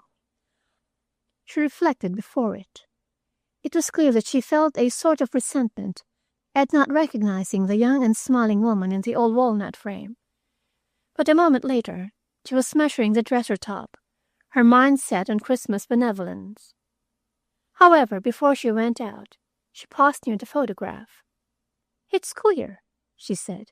"I've been in this room about 1,000 times, and I've never noticed it before.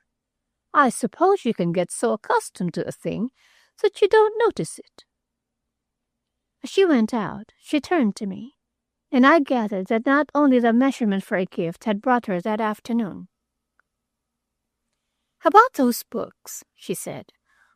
"I run on a lot when I get to talking. I suppose I shouldn't have mentioned them, but I'm sure you'll keep the story to yourself. I've never even told Mr. Graves." "Of course I shall," I assured her. "But didn't the hackman see you packing the books?" "No, indeed. We packed them the afternoon after the funeral, and it was the next day that Staley took him off. He thought it was old bedding and so on, and he hinted to have it given to him. So Miss Emily and I went along to see it was done right." So I discovered that the box had sat overnight in the Benton house. There remained, if I was to help Miss Emily, to discover what had occurred in those dark hours when the books were taken out and something else substituted. The total result of my conversation that afternoon on the front porch of the small frame house on a side street with the night telephone operator was additional mystery. I was not prepared for it. I had anticipated resentment and possibly insolence, but I had not expected to find fright. Yet the girl was undeniably frightened. I had hardly told her the object of my visit before I realized that she was in a state of almost panic. "You can understand how I feel," I said. "I have no desire to report the matter, of course, but someone has been calling the house repeatedly at night, listening until I reply, and then hanging up the receiver. It is not accidental.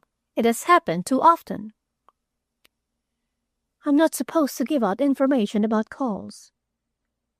"But just think a moment," I went on. "Suppose someone is planning to rob the house and using this method of finding out if we are there or not." I don't remember anything about the calls you're talking about, she parried without looking at me. As busy as I am. Nonsense, I put in. You know perfectly well what I'm talking about. How do I know but that is the intention of someone to lure me downstairs to the telephone and then murder me? I'm sure it is not that, she said. For almost the first time she looked directly at me, and I caught a flash of something, not defiance. It was indeed rather like reassurance. You see, you know it's not that. I felt all at once that she did not know who was calling me at night and why. And moreover, that she would not tell. If, as I suspected, it was Miss Emily, this girl must be to some extent in her confidence. But suppose for a moment that I think I know who is calling me. I hesitated. She was a pretty girl, with an amiable face, and more than a suggestion of good breeding and intelligence about her. I made a quick resolve to appeal to her. "My dear child," I said, "I want so very much, if I can, to help someone who is in trouble. But before I can help, I must know that I can help, and I must be sure it is necessary. I wonder if you know what I'm talking about." "Why don't you go back to the city?" she said suddenly. "Go away and forget all about us here. That would help more than anything." "But would it?" I asked gently. "Would my going away help her?" To my absolute amazement, she began to cry. We had been sitting on a cheap porch seat, side by side, and she turned her back to me and put her head against the arm of the bench. "She's going to die," she said shakily. "She is weaker every day. She is slipping away, and no one does anything." But I got nothing more from her. She had understood me, it was clear. And when at last she stopped crying, she knew well enough that she had betrayed her understanding. But she would not talk. I felt that she was not unfriendly, but that she was uncertain rather than stubborn. In the end, I got up, little better off than when I came. "I'll give you time to think it over," I said. "Not so much about the telephone calls, because you've really answered that, but about Miss Emily. She needs help, and I want to help her, but you tie my hands." She had a sort of gift for silence. As I grew later on to know Anne Bullard better, I realized that even more. So now she sat silent and let me talk. "What I want," I said, "is to have Miss Emily know that I am friendly, that I am willing to do anything to show my friendliness. Anything." "You see," she said with a kind of dogged patience, "it isn't really up to you, or to me either. It's something else." She hesitated. "She's very obstinate," she added. When I went away, I was aware that her eyes followed me, anxious and thoughtful eyes, with something of Miss Emily's own wide-eyed gaze. Willie came late the next evening. I had indeed gone upstairs to retire when I heard his car in the drive. When I admitted him, he drew me into the library and gave me a good looking over. "As I thought," he said. "Nerves gone, looks gone. I told you Maggie would put a curse on you. What is it?" So I told him. The telephone he already knew about. The confession he read over twice and then observed, characteristically, that he would be eternally, I think the word is, hornswoggled. When I brought out The Handwriting of God, following Mrs. Graves' story of the books, he looked thoughtful, and indeed by the end of the recital he was very grave.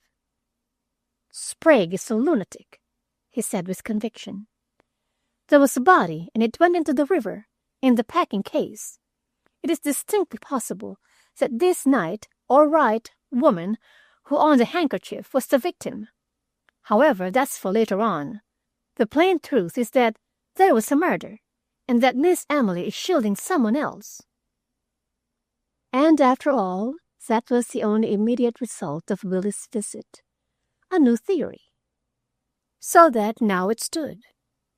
There was a crime. There was no crime. Miss Emily had committed it. Miss Emily had not committed it. Miss Emily had confessed it, but someone else had committed it. For a few hours, however, our attention was distracted from Miss Emily and her concerns by the attempted robbery of the house that night. I knew nothing of it until I heard Willie shouting downstairs. I was deeply asleep, relaxed no doubt by the consciousness that at last there was a man in the house. And indeed, Maggie slept for the same reasons of the entire occurrence. "Stop, or I'll fire!" Willie repeated as I sat up in bed.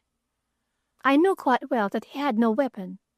There was not one in the house, but the next moment there was a loud report, either a door slamming or a pistol shot, and I ran to the head of the stairs. There was no light below, but a current of cool night air came up the staircase, and suddenly I realized that there was complete silence in the house. "Willie!" I cried out in an agony of fright, but he did not reply, and then suddenly the telephone rang. I did not answer it. I know now why it rang, that there was a real anxiety behind its summons, but I hardly heard it then. I was convinced that Willie had been shot. I must have gone noiselessly down the stairs, and at the foot I ran directly into Willie. He was standing there, only a deeper shadow in the blackness, and I had placed my hand over his, as it lay on the newel post, before he knew I was on the staircase.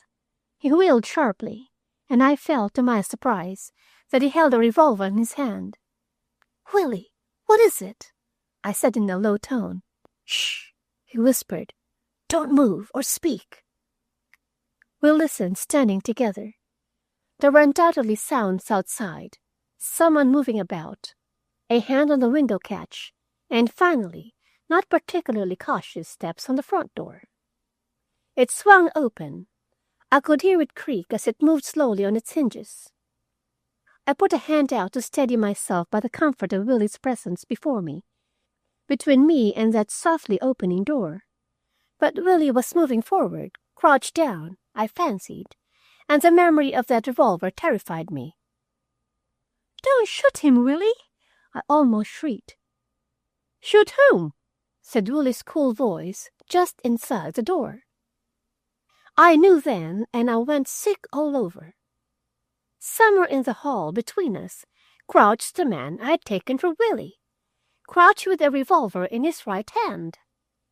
The door was still open, I knew, and I could hear Willie fumbling on the hall stand for matches.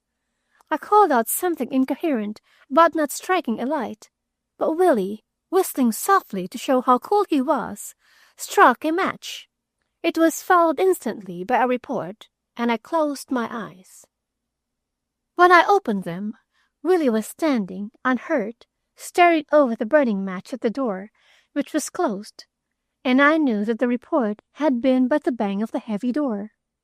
"What in blazes slammed that door?" he said.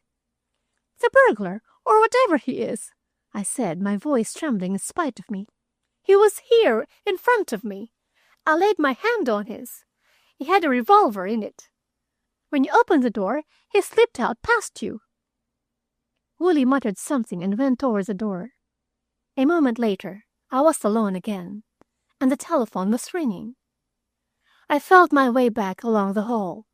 I touched the cat, which had been sleeping on the telephone stand. He merely turned over. I have tried, in living that night over again, to record things as they impressed me. For after all, this is a narrative of motive rather than of incidents, of emotions as against deeds. But at the time, the brief conversation over the telephone seemed to me both horrible and unnatural. From a great distance, a woman's voice said, "Is anything wrong there?" That was the first question, and I felt quite sure that it was the Bullard girl's voice. That is, looking back from the safety of the next day, I so decided. At the time, I had no thought whatever. "There is nothing wrong," I replied. I do not know why I said it. Surely there was enough wrong, with Willie chasing an armed intruder through the garden. I thought the connection had been cut, for there was a buzzing on the wire, but a second or so later there came an entirely different voice, one I had never heard before, a plaintive voice, full, I thought, of tears. "Oh, please," said this voice, "go out and look in your garden or along the road. Please, quickly." "You will have to explain," I said impatiently. "Of course we will go and look. But who is it, and why—" I was cut off there, definitely, and I could not get Central's attention again. Willie's voice from the veranda boomed through the lower floor. "This is I," he called. "No boiling water, please. I'm coming in." He went into the library and lighted the lamp. He was smiling when he entered, a reassuring smile, but rather a sheepish one, too. The cheapest kind of a trick. He had slammed the door before to make me think he had gone out, and all the time he was inside. And you, why didn't you scream? "I thought it was you," I told him. The library was in chaos. Letters were lying about, papers, books. The drawer of a large desk table in the center of the room had been drawn out and searched. The history of Bolivar County, for instance, was lying on the floor, face down, in a most ignoble position. In one place, books had been taken from a recess by the fireplace, revealing a small wall cupboard behind. I had never known of the hiding place, but a glance into it revealed only a bottle of red ink and the manuscript of a sermon on missions. Standing in the disorder of the room, I told Willie about the telephone message. He listened attentively and at first skeptically. "Probably a ruse to get us out of the house, but coming a trifle late to be useful," was his comment. But I had read distress in the second voice and said so. At last he went to the telephone. "I'll verify it," he explained. "If someone is really anxious, I'll get the car and take a scout around." But he received no satisfaction from the Bullard girl, who, he reported, listened stoically and then said she was sorry, but she did not remember who had called. On his reminding her that she must have a record, she countered with a flat statement that there had been no calls for us that night. Willie looked thoughtful when we returned to the library. "There's a queer story back of all this," he said. "I think I'll get the car and scout around." "He is armed, Willie," I protested. "He doesn't want to shoot me, or he could have done it," was his answer. "I'll just take a look around and come back to report." It was 3:30 by the time he was ready to go. He was, as he observed, rather sketchily clad, but the night was warm. I saw him off and locked the door behind him. Then I went into the library to wait and put things to rights while I waited. The dawn is early in August, and although it was not more than 4:30 when Willie came back, it was about daylight by that time. I went to the door and watched him bring the car to a standstill. He shook his head when he saw me. "Absolutely nothing," he said. "It was a ruse to get me out of the house, of course. I've run the whole way between here and town twice." "But that could not have taken an hour," I protested. "No," he said. "I met the doctor. What's his name? The local MD. Anyhow, footing it out of the village to a case, and I took him to his destination. He has a car, it seems, but it's out of order. Interesting old chap," he added, as I led the way into the house. "Didn't know me from Adam, but opened up when he found out who I was."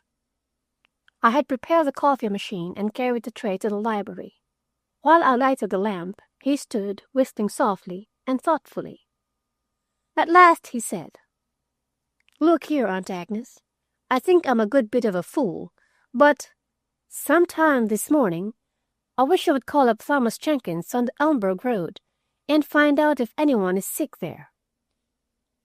But when I stared at him, he only laughed sheepishly. "You can see how your suspicious disposition has undermined and ruined my once trusting nature," he scoffed.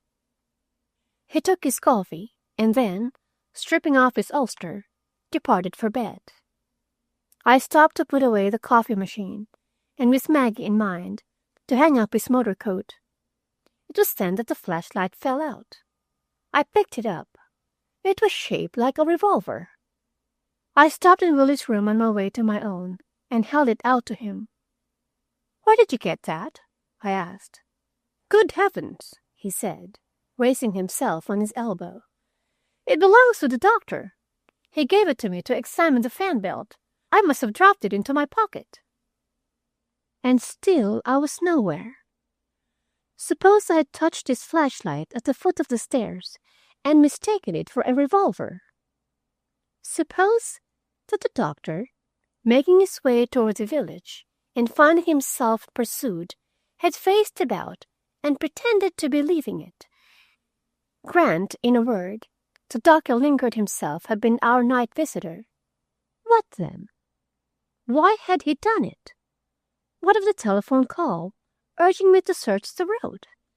Did someone realize what was happening and take this method of warning us and sending us after the fugitive? I knew the Thomas Jenkins farm on the Elmberg Road. I had indeed brought vegetables and eggs for Mr. Jenkins himself. That morning, as early as I dared, I called the Jenkins farm. Mr. Jenkins himself would bring me 3 dozen eggs that day. They were a little torn up out there, as Mrs. Jenkins had born a small daughter at 7 a.m. When I told Willie, he was evidently relieved. "I'm glad of it," he said heartily. "The doctor's a fine old chap, and I'd hate to think he was mixed up in any shady business." He was insistent that day that I give up the house. He said it was not safe, and I was inclined to agree with him. But although I did not tell him of it, I had even more strongly than ever the impression that something must be done to help Miss Emily, and that I was the one who must do it. Yet in the broad light of day, with the sunshine pouring into the rooms, I was compelled to confess that Willie's theory was more than upheld by the facts. First of all was the character of Miss Emily as I read it, sternly conscientious, proud and yet gentle. Second, there was the connection of the Bullard girl with the case. And third, there was the invader of the night before, an unknown quantity, where so much seemed known, where a situation involving Miss Emily alone seemed to call for no one else. Willie put the matter flatly to me as he stood in the hall, drawing on his driving gloves. "Do you want to follow it up?" he asked. "Isn't it better to let it go? After all, you have only rented the house. You haven't taken over its history or any responsibility but the rent." "I think Miss Emily needs to be helped," I said rather feebly. "Let her friends help her. She has plenty of them. Besides, isn't it rather a queer way to help her, to try to fasten a murder on her?" I could not explain what I felt so strongly. That Miss Emily could only be helped by being hurt. That whatever she was concealing, the long concealment was killing her. That I felt in her it is always difficult to put what I felt about Miss Emily into words. That she both hoped for and dreaded desperately the light of the truth.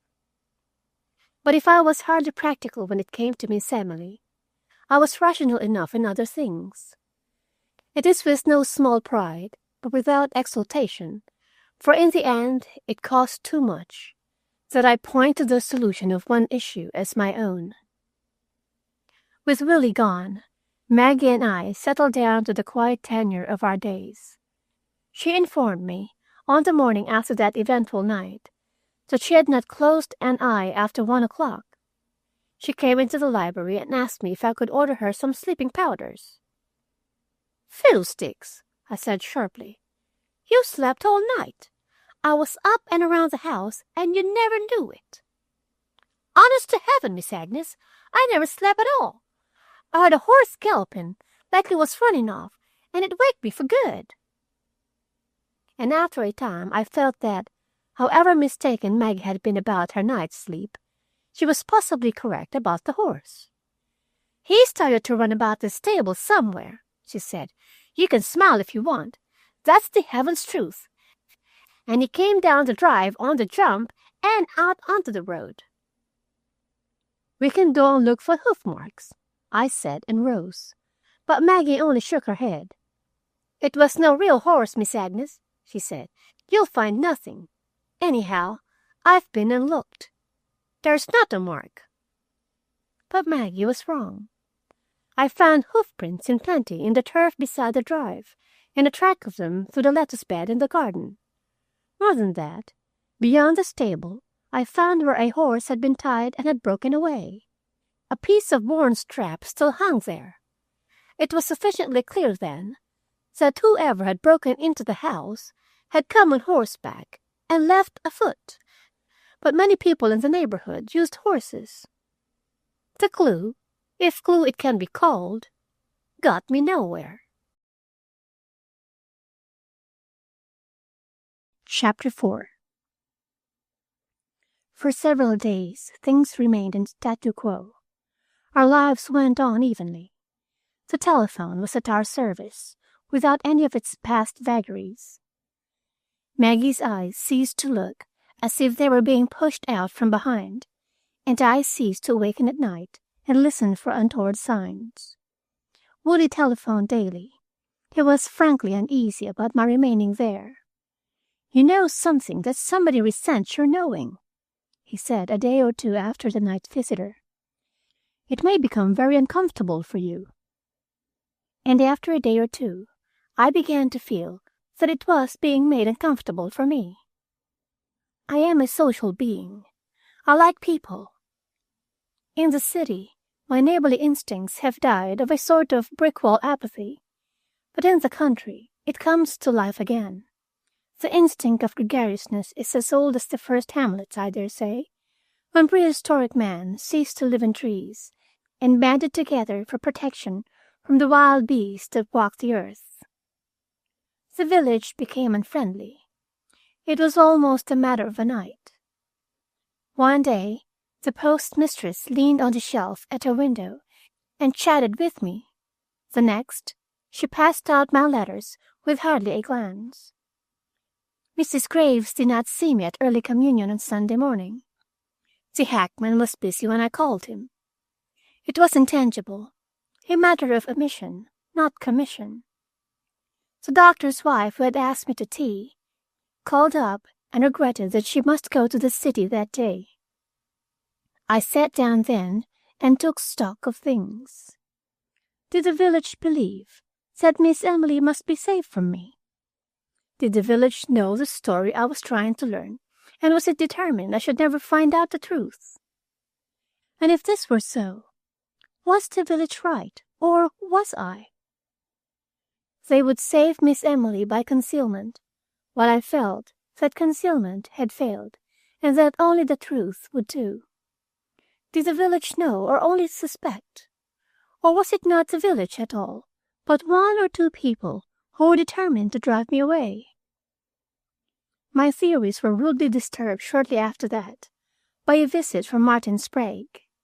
I fancied that Willie had sent him, but he evaded my question. "I'd like another look at that slip of paper," he said. "Where do you keep it, by the way?" "In a safe place," I replied noncommittally, and he laughed. The truth was that I had taken out the removable inner sole of a slipper and had placed it underneath, an excellent hiding place, but one I did not care to confide to him. When I had brought it downstairs, he read it over again carefully, and then sat back with it in his hand. "Now tell me everything," he said. I did, while he listened attentively. Afterward he walked back to the barn, and I showed him the piece of broken halter still tied there. He surveyed it without comment, but on the way back to the house he said, "If the village is lined up as you say it is, I suppose it is useless to interview the harness maker. He has probably repaired that strap, or sold a new one to whoever. It would be a nice clue to follow up." "I'm not doing detective work," I said shortly. "I am trying to help someone who is dying of anxiety and terror." He nodded. "I get you," he said, but his tone was not flippant. "The fact is, of course, that the early theory won't hold. There has been a crime, and the little old lady did not commit it. But suppose you find out who did it. How is that going to help her?" "I don't know, Martin," I said in a sort of desperation. "But I have the most curious feeling that she is depending on me. The way she spoke the day I saw her, and her eyes and everything. I know you think it nonsense," I finished lamely. "I think you'd better give up the place and go back to town," he said. But I saw that he watched me carefully, and when at last he got up to go, he put a hand on my shoulder. "I think you are right, after all," he said. "There are a good many things that can't be reasoned out with any logic we have, but that are true, nevertheless. We call it intuition, but it's really subconscious intelligence. Stay, by all means, if you feel you should." In the doorway he said, "Remember this, Miss Agnes. Both a crime of violence and a confession like the one in your hand are the products of impulse. They are not, either of them, premeditated. They are not the work, then, of a calculating or cautious nature. Look for a big emotional type." It was a day or two after that I made a visit to Miss Emily. I had stopped once before, to be told with an air of finality that the invalid was asleep. On this occasion, I took with me a basket of fruit. I had half expected a refusal, but I was admitted. The Bullard girl was with Miss Emily. She had, I think, been kneeling beside the bed, and her eyes were red and swollen. But Miss Emily herself was as cool, as dainty, and starched and fragile as ever. More so, I thought.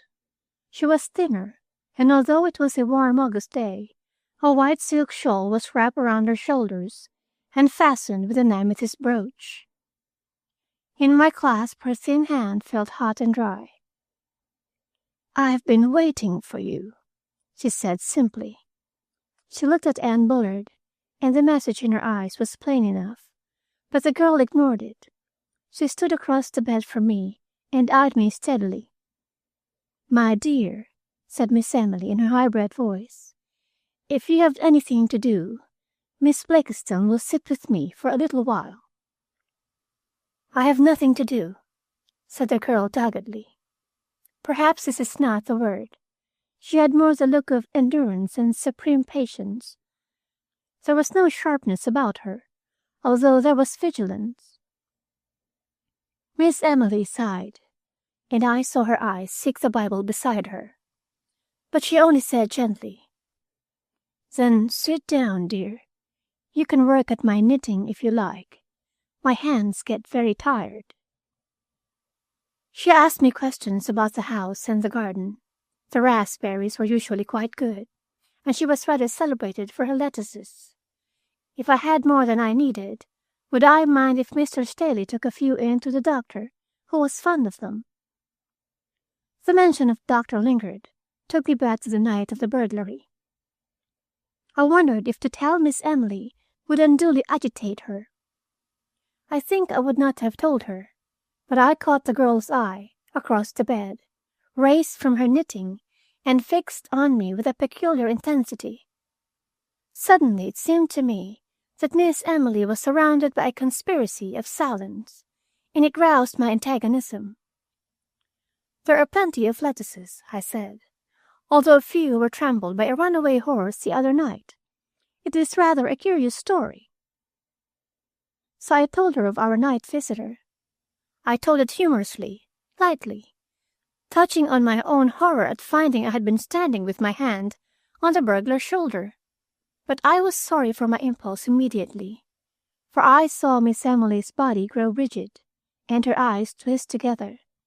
She did not look at me. She stared fixedly at the girl. Their eyes met.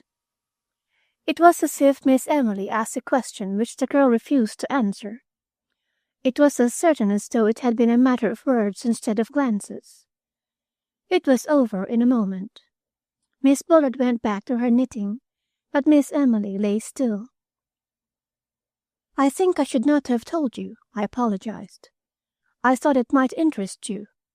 Of course, nothing whatever was taken, and no damage done, except to the lettuces." "Anne," said Miss Emily, Will you bring me some fresh water?" The girl rose reluctantly, but she did not go farther than the top of the staircase, just beyond the door. We heard her calling to someone below, in her clear young voice, to bring the water, and the next moment she was back in the room. But Miss Emily had had the opportunity for one sentence. "I know now," she said quietly, "that you have found it." Anne Bullard was watching me from the doorway, and it seemed to me, having got so far, I could not retreat. I must go on. "Miss Bullard," I said, "I would like to have just a short conversation with Miss Emily. It is about a private matter. I am sure you will not mind if I ask you. I shall not go out." "Anne!" said Miss Emily sharply. The girl was dogged enough by that time. Both dogged and frightened, I felt. But she stood her ground. "She is not to be worried about anything," she insisted. "And she's not supposed to have visitors. That's the doctor's orders." I felt outraged and indignant, but against the stone wall of the girl's presence and her distrust, I was helpless. I got up with as much dignity as I could muster. "I should have been told that downstairs." "The woman's a fool," said Anne Bullard, with a sort of suppressed fierceness. She stood aside, as having said good-bye to Miss Emily, I went out, and I felt that she hardly breathed until I had got safely to the street. Looking back, I feel that Emily Benton died at the hands of her friends. For she died, indeed, died in the act of trying to tell me what they had determined she should never tell. Died of kindness and misunderstanding. Died repressed, and she had lived repressed. Yet I think died calmly and bravely. I had made no further attempt to see her, and Maggie and I had taken up again the quiet course of our lives. The telephone did not ring of nights. The cat came and went, spending, as I had learned, its days with Miss Emily and its nights with us. I've wondered since how many nights Miss Emily had spent in the low chair in the back hall, where the confession lay hidden so that the cat should feel it could sleep nowhere else. The days went by, warm days and cooler ones, but rarely rainy ones. The dust from the road settled thick over flowers and shrubbery. The lettuces wilted, and those that stood up in the sun were strong and bitter. By the end of August, we were gasping in hot dryness that cracked the skin and made any but cold food impossible. Miss Emily lay through it all in her hot upper room in the village, and my attempt, the doctor lingered, to coax her back to the house by offering to leave it, brought only a negative. "It will be better for her, you understand," the doctor said over the telephone. "But she is very determined, and she insists on remaining where she is." And I believe this was the truth. They would surely have been glad to get rid of me, these friends of Miss Emily's. I've wondered since what they thought of me, Anne Bullard and the doctor, though feared me as they did. I look in the mirror, and I see a middle-aged woman, with a determined nose, slightly inquisitive, and what I trust is a humorous mouth, for it has no other virtues. But they feared me. Perhaps long looking for a danger affects the mental vision. Anyhow, by the doctor's order, I was not allowed to call and see Miss Emily again. Then, one night, the heat suddenly lifted. One moment I was sitting on the veranda, lifeless and inert, and the next, a cool wind, with a hint of rain, had set the shutters to banging and the curtains to flowing, like flags of truce from the windows. The air was life, energy. I felt revivified. And something of the same sort must have happened to Miss Emily. She must have sat up among her pillows, her face fanned with the electric breeze, and made her determination to see me. Anne Bullard was at work, and she was free from observation. It must have been 9 o'clock when she left the house, a shaken little figure in black, not as neat as usual, but hooked and buttoned, for all that, with no one will ever know what agony of old hands. She was 2 hours and a half getting to the house, and the rain came at 10 o'clock. By 11:30, when the doorbell rang, she was a sudden mess of wet garments, and her teeth were chattering when I led her into the library. She could not talk. The thing she had come to say was totally beyond her. I put her to bed in her own room, and 2 days later she died.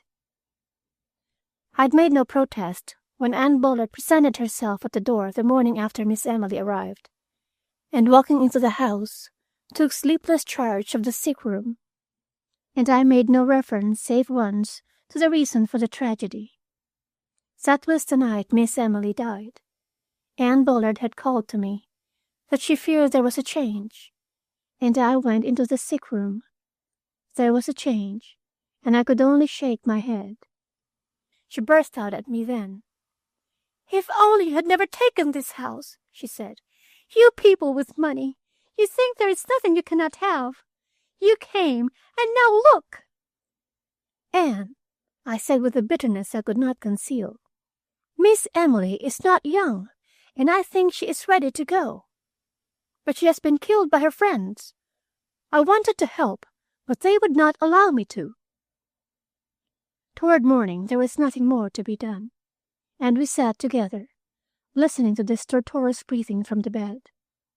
Maggie, who had been up all night, had given me notice at 3 a.m, and was upstairs packing her trunk.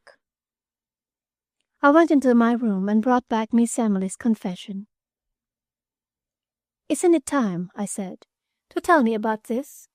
I ought to know, I think, before she goes. If it is not true, you owe it to her, I think." But she shook her head. I looked at the confession, and from it to Miss Emily's pinched old face. "To whom it may concern, on the 30th day of May, 1911, I killed a woman here in this house. I hope you will not find this until I am dead. Signed, Emily Benton." Anne was watching me. I went to the mantel and got a match, and then, standing near the bed, I lighted it and touched it to the paper. It burned slowly, a thin blue semicircle of fire that ate its way slowly across until there was but the corner I held. I dropped it into the fireplace and watched it turn to black ash.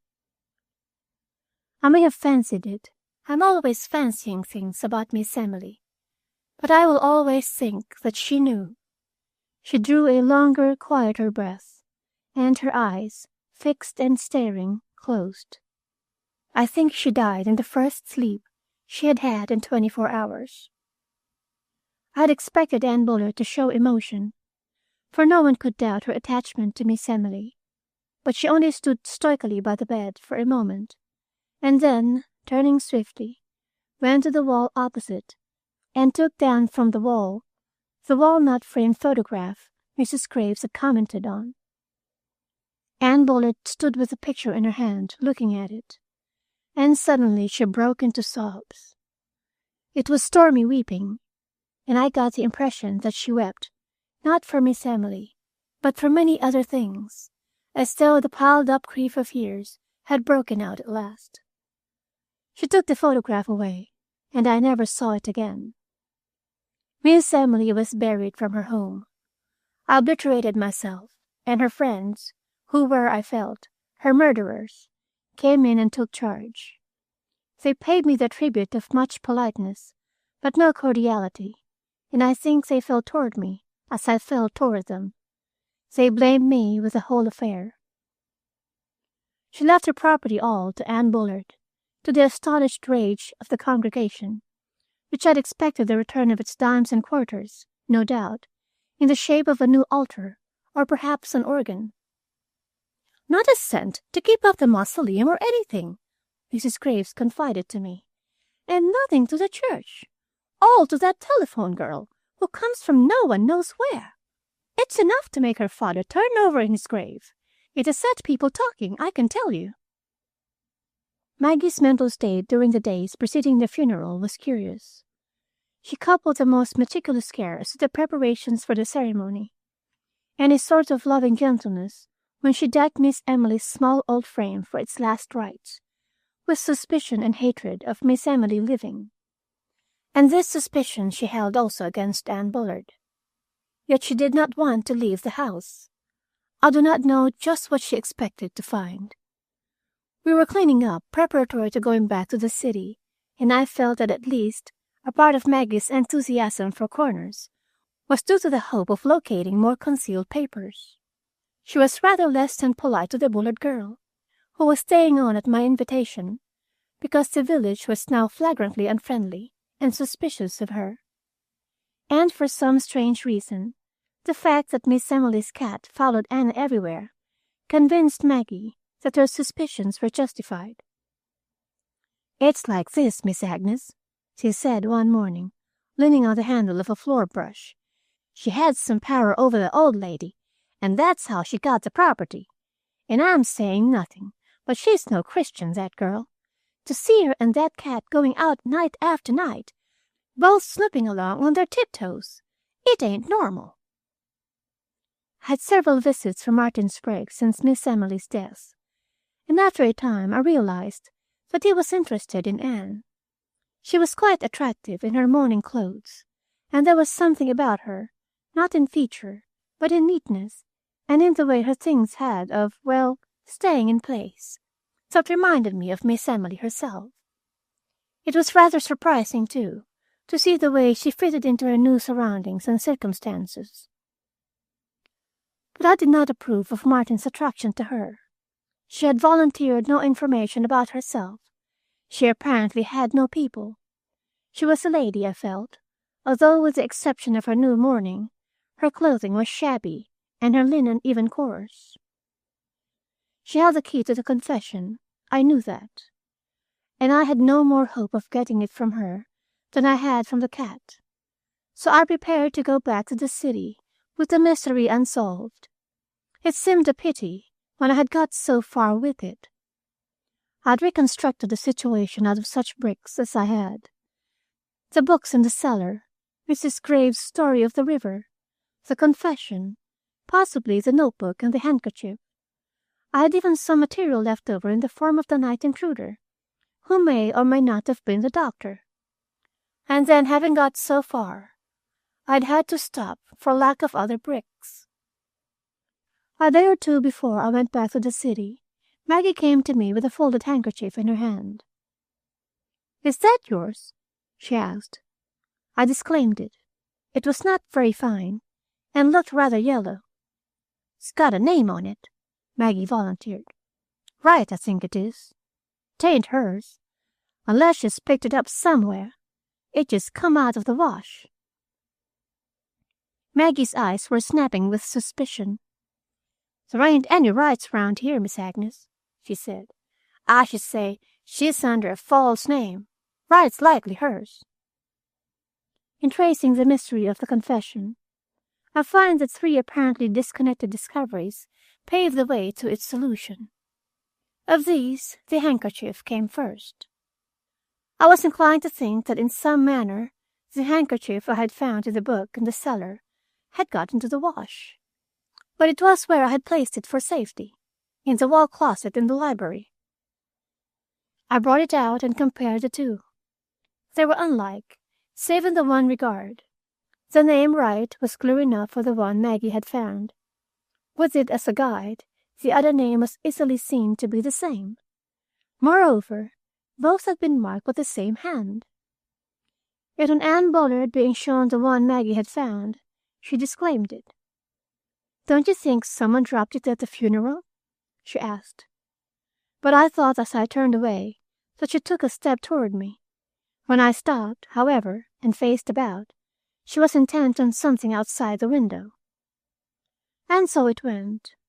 I got nowhere, and now, by way of complication, I felt my sympathy for Anne's loneliness turning to genuine interest.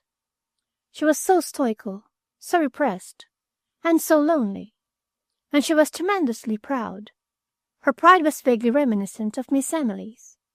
She bore her ostracism almost fiercely, And yet there were times when I felt her eyes on me, singularly gentle and appealing, yet she volunteered nothing about herself. I intended to finish the history of Bolivar County before I left. I disliked not finishing a book. Besides, this one fascinated me. The small complacence and almost loud virtue of the author, his satisfaction in Bolivar County, and his small hits at the world outside, his patronage to those not of it. And always when I began to read, I turned to the inscription in Miss Emily's hand, the hand of the confession, and I wondered if she had really believed it all. So on this day, I found the name Bullard in the book.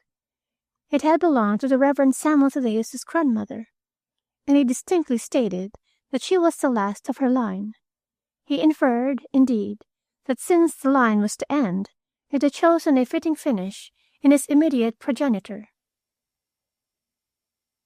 That night at dinner I said, "Anne, are there any Bullards in this neighborhood now?" "I have never heard of any, but I have not been here long." "It is not a common name," I persisted. But she received my statement in silence. She had, as I have said, rather a gift for silence. That afternoon I was wandering about the garden, snipping faded roses with Miss Emily's garden shears, when I saw Maggie coming swiftly toward me. When she caught my eye, she beckoned to me. "Walk quiet, Miss Agnes," she said, "and don't say I didn't warn you. She's in the library." So, feeling hatefully like a spy, I went quietly over the lawn toward the library windows. They were long ones to the floor, and at first I made out nothing. Then I saw Anne. She was on her knees, following the border of the carpet with fingers that examined it, inch by inch. She turned as if she felt our eyes on her, and saw us. I shall never forget her face. She looked stricken. I turned away. There was something in her eyes that made me think of Miss Emily, lying among her pillows and waiting for me to say the thing she was dreading to hear. I sent Maggie away with a gesture. There was something in her pursed lips that threatened danger, for I felt then as if I had always known it, and only just realized I knew it, that somewhere in that room lay the answer to all questions, lay Miss Emily's secret. And I did not wish to learn it. It was better to go on wondering, to question and doubt, and decide again. I was, I think, in a state of nervous terror by that time, terror and apprehension. While Miss Emily lived, I had hoped to help, but now it seemed too hatefully like accusing when she could not defend herself. And there is another element that I am bound to acknowledge. There was an element of jealousy of Anne Bullard. Both of us had tried to help Miss Emily. She had foiled my attempt in her own endeavor, a mistaken endeavor, I felt. But there was now to be no blemish on my efforts. I would no longer pry or question or watch. It was too late. In a curious fashion, each of us wished, I think, to prove the quality of her tenderness for the little old lady who was gone beyond all human tenderness. So that evening, after dinner, I faced Anne in the library. "Why not let things be as they are, Anne?" I asked. "It can do no good. Whatever it is, and I do not know, why not let things rest?" "Someone may find it," she replied. "Someone who does not care, as we care." "Are you sure there is something?" "She told me, near the last. I only don't know just where it is." "And if you find it?" "It is a letter. I shall burn it without reading, although," she drew a long breath, "I know what it contains." "If in any way it comes into my hands," I assured her, "I shall let you know, and I shall not read it." She looked thoughtful rather than grateful. "I hardly know," she said. "I think she would want you to read it if it came to you. It explains so much, and it is a part of her plan. You know, of course, that she had a plan. It was a sort of arrangement. She hesitated. It was the sort of pact she made with God, if you know what I mean. That night, Maggie found the letter. I had gone upstairs, and Anne was, I think, already asleep. I heard what sounded like distant hammering, and I went to the door. Someone was in the library below. The light was shining out into the hall, and my discovery of that was followed almost immediately by the faint splintering of wood. Rather outraged than alarmed, I went back for my dressing gown, and as I left the room, I confronted Maggie in the hallway. She had an envelope in one hand and a hatchet in the other. "I found it," she said briefly. She held it out, and I took it. On the outside, in Miss Emily's writing, it said, "To whom it may concern." It was sealed. I turned it over in my hand while Maggie talked. "When I saw that girl crawling around," she said, "seems to me I remembered all at once seeing Miss Emily that day I found her, running her finger along the baseboard. Says I to myself, there's something more hidden, and she don't know where it is.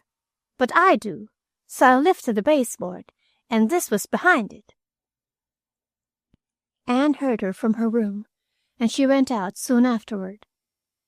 I heard her going down the stairs and called to her, but she did not answer.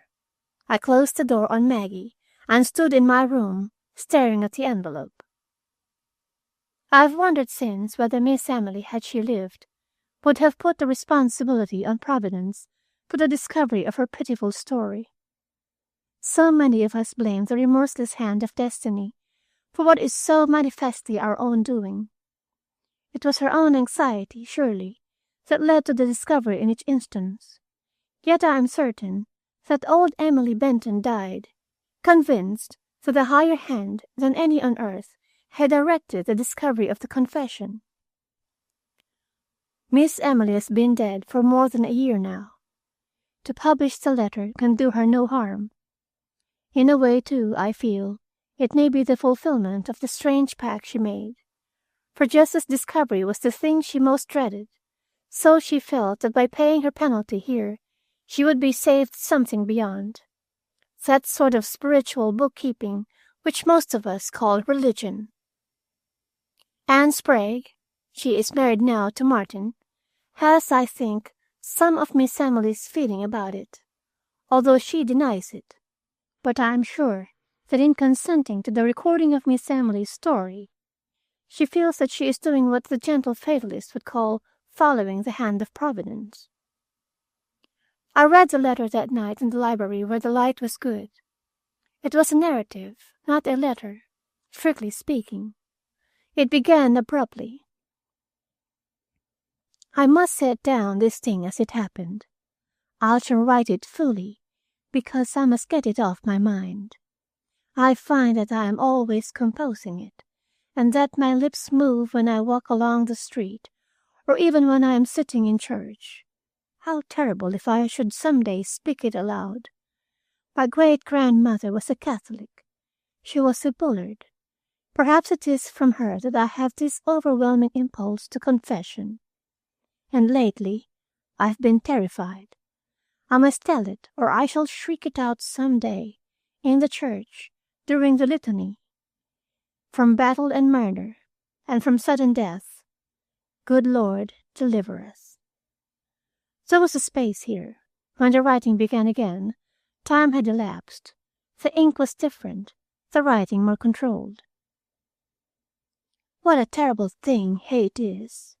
It is a poison. It penetrates the mind and the body, and changes everything.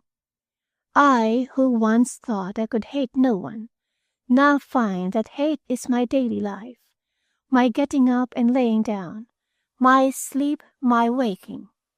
From hatred, envy, and malice, and all uncharitableness, good Lord, deliver us.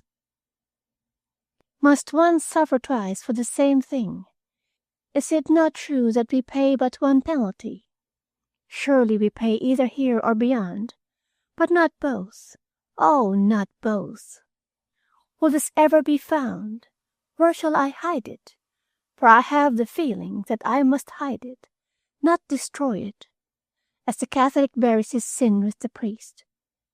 My father once said that it is the healthful humiliation of the confessional that is its reason for existing, if humiliation be a virtue. I have copied the confession to this point, but I find I cannot go on. She was so merciless to herself, so hideously calm, so exact as to dates and hours. She had laid her life on the table and dissected it, for the Almighty. I heard the story that night gently told, and somehow I feel that that is the version by which Miss Emily will be judged.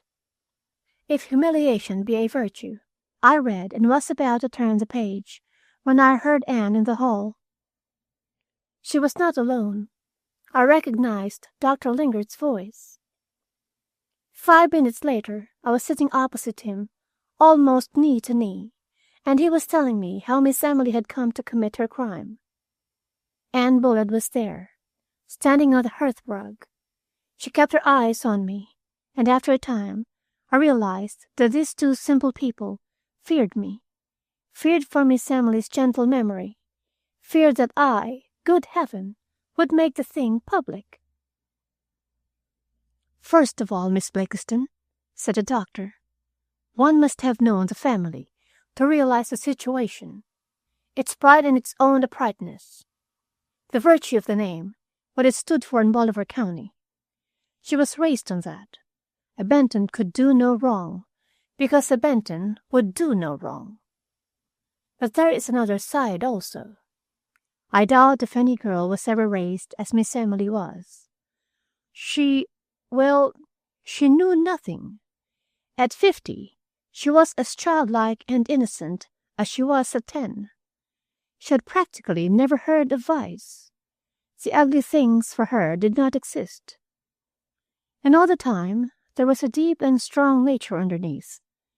She should have married and had children, but there was no one here for her to marry. He smiled faintly. I asked for her myself, and was forbidden the house for years as a result." "You have heard of the brother? Of course you have. I know you have found the books. Such an existence as the family life here was bound to have its reactions. Carlo was a reaction. 25 years ago, he ran away with a girl from the village. He did not marry her. I believe he was willing at one time, but his father opposed it violently. It would have been to recognize a thing he refused to recognize." He turned suddenly to Anne. "Don't you think this is going to be painful?" he asked. "Why? I know it all." "Very well. This girl, the one Carlo ran away with, determined to make the family pay for that refusal. She made them actually pay, year by year. Emily knew about it. She had to pinch to make the payments. The father sat in a sort of detached position in the center of Bolivar County and let her bear the brunt of it. I shall never forget the day she learned there was a child. It sickened her. She had not known about those things, and I imagine, if we could know, that was the beginning of things. And all the time there was the necessity for secrecy. She had never known deceit, and now she was obliged to practice it constantly. She had no one to talk to. Her father, beyond making entries of the amounts paid to the woman in the case, had nothing to do with it. She bore it all, year after year, and it ate like a cancer. Remember, I never knew. I who would have done anything for her. She never told me. Carlo lived hard and came back to die. The father went. She nursed them both. I came every day, and I never suspected. Only now and then I wondered about her. She looked burned. I don't know any other word. Then, the night after Carlo had been buried, she telephoned for me. It was 11 o'clock. She met me out there in the hall, and she said, "John, I've killed somebody." I thought she was out of her mind. But she opened the door and—" He turned and glanced at Anne. "Please," she said. It was Anne's mother. You have guessed it about Anne by now, of course. It seems that the funeral had taken the money from the payment that was due, and there had been a threat of exposure, and Emily had reached the breaking point. I believe what she said, that she had no intention of even striking her. You can't take the act itself. You have to take 25 years into account. Anyhow, she picked up a chair and knocked the woman down, and it killed her. He ran his fingers through his heavy hair. It should not have killed her, he reflected. There must have been some other weakness, heart or something. I don't know. But it was a heavy chair. I don't see how Emily— His voice trailed off. There we were, he said with a long breath. Poor Emily, and the other poor soul. Neither of them fundamentally at fault. Both victims. I know about the books, I put in hastily. I could not have him going over that again. You knew that too? He gazed at me. Poor Emily, he said. She tried to atone. She brought Anne here and told her the whole story. It was a bad time all round. But at last Anne saw the light. The only one who would not see the light was Emily. And at last she hit on this confession idea. I suspected it when she rented the house. When I accused her of it, she said, I have given it to Providence to decide.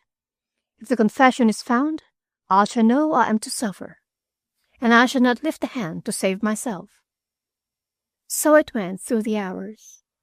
Her fear, which I still think was the terror that communicated itself to me, the various clues which she, poor victim, had overlooked, the articles laid carelessly in the book she had been reading, and accidentally hidden with her brother's forbidden literature, the books themselves, with all of 5 years to destroy them, and left untouched, her own anxiety about the confession in the telephone box, which led to our finding it, her espionage of the house by means of the telephone, the doctor's night visit in search of the confession, the daily penance for 5 years of the dead woman's photograph in her room, all of these, and her occasional weakenings, poor soul, when she tried to change her handwriting against discovery and refused to allow the second telephone to be installed.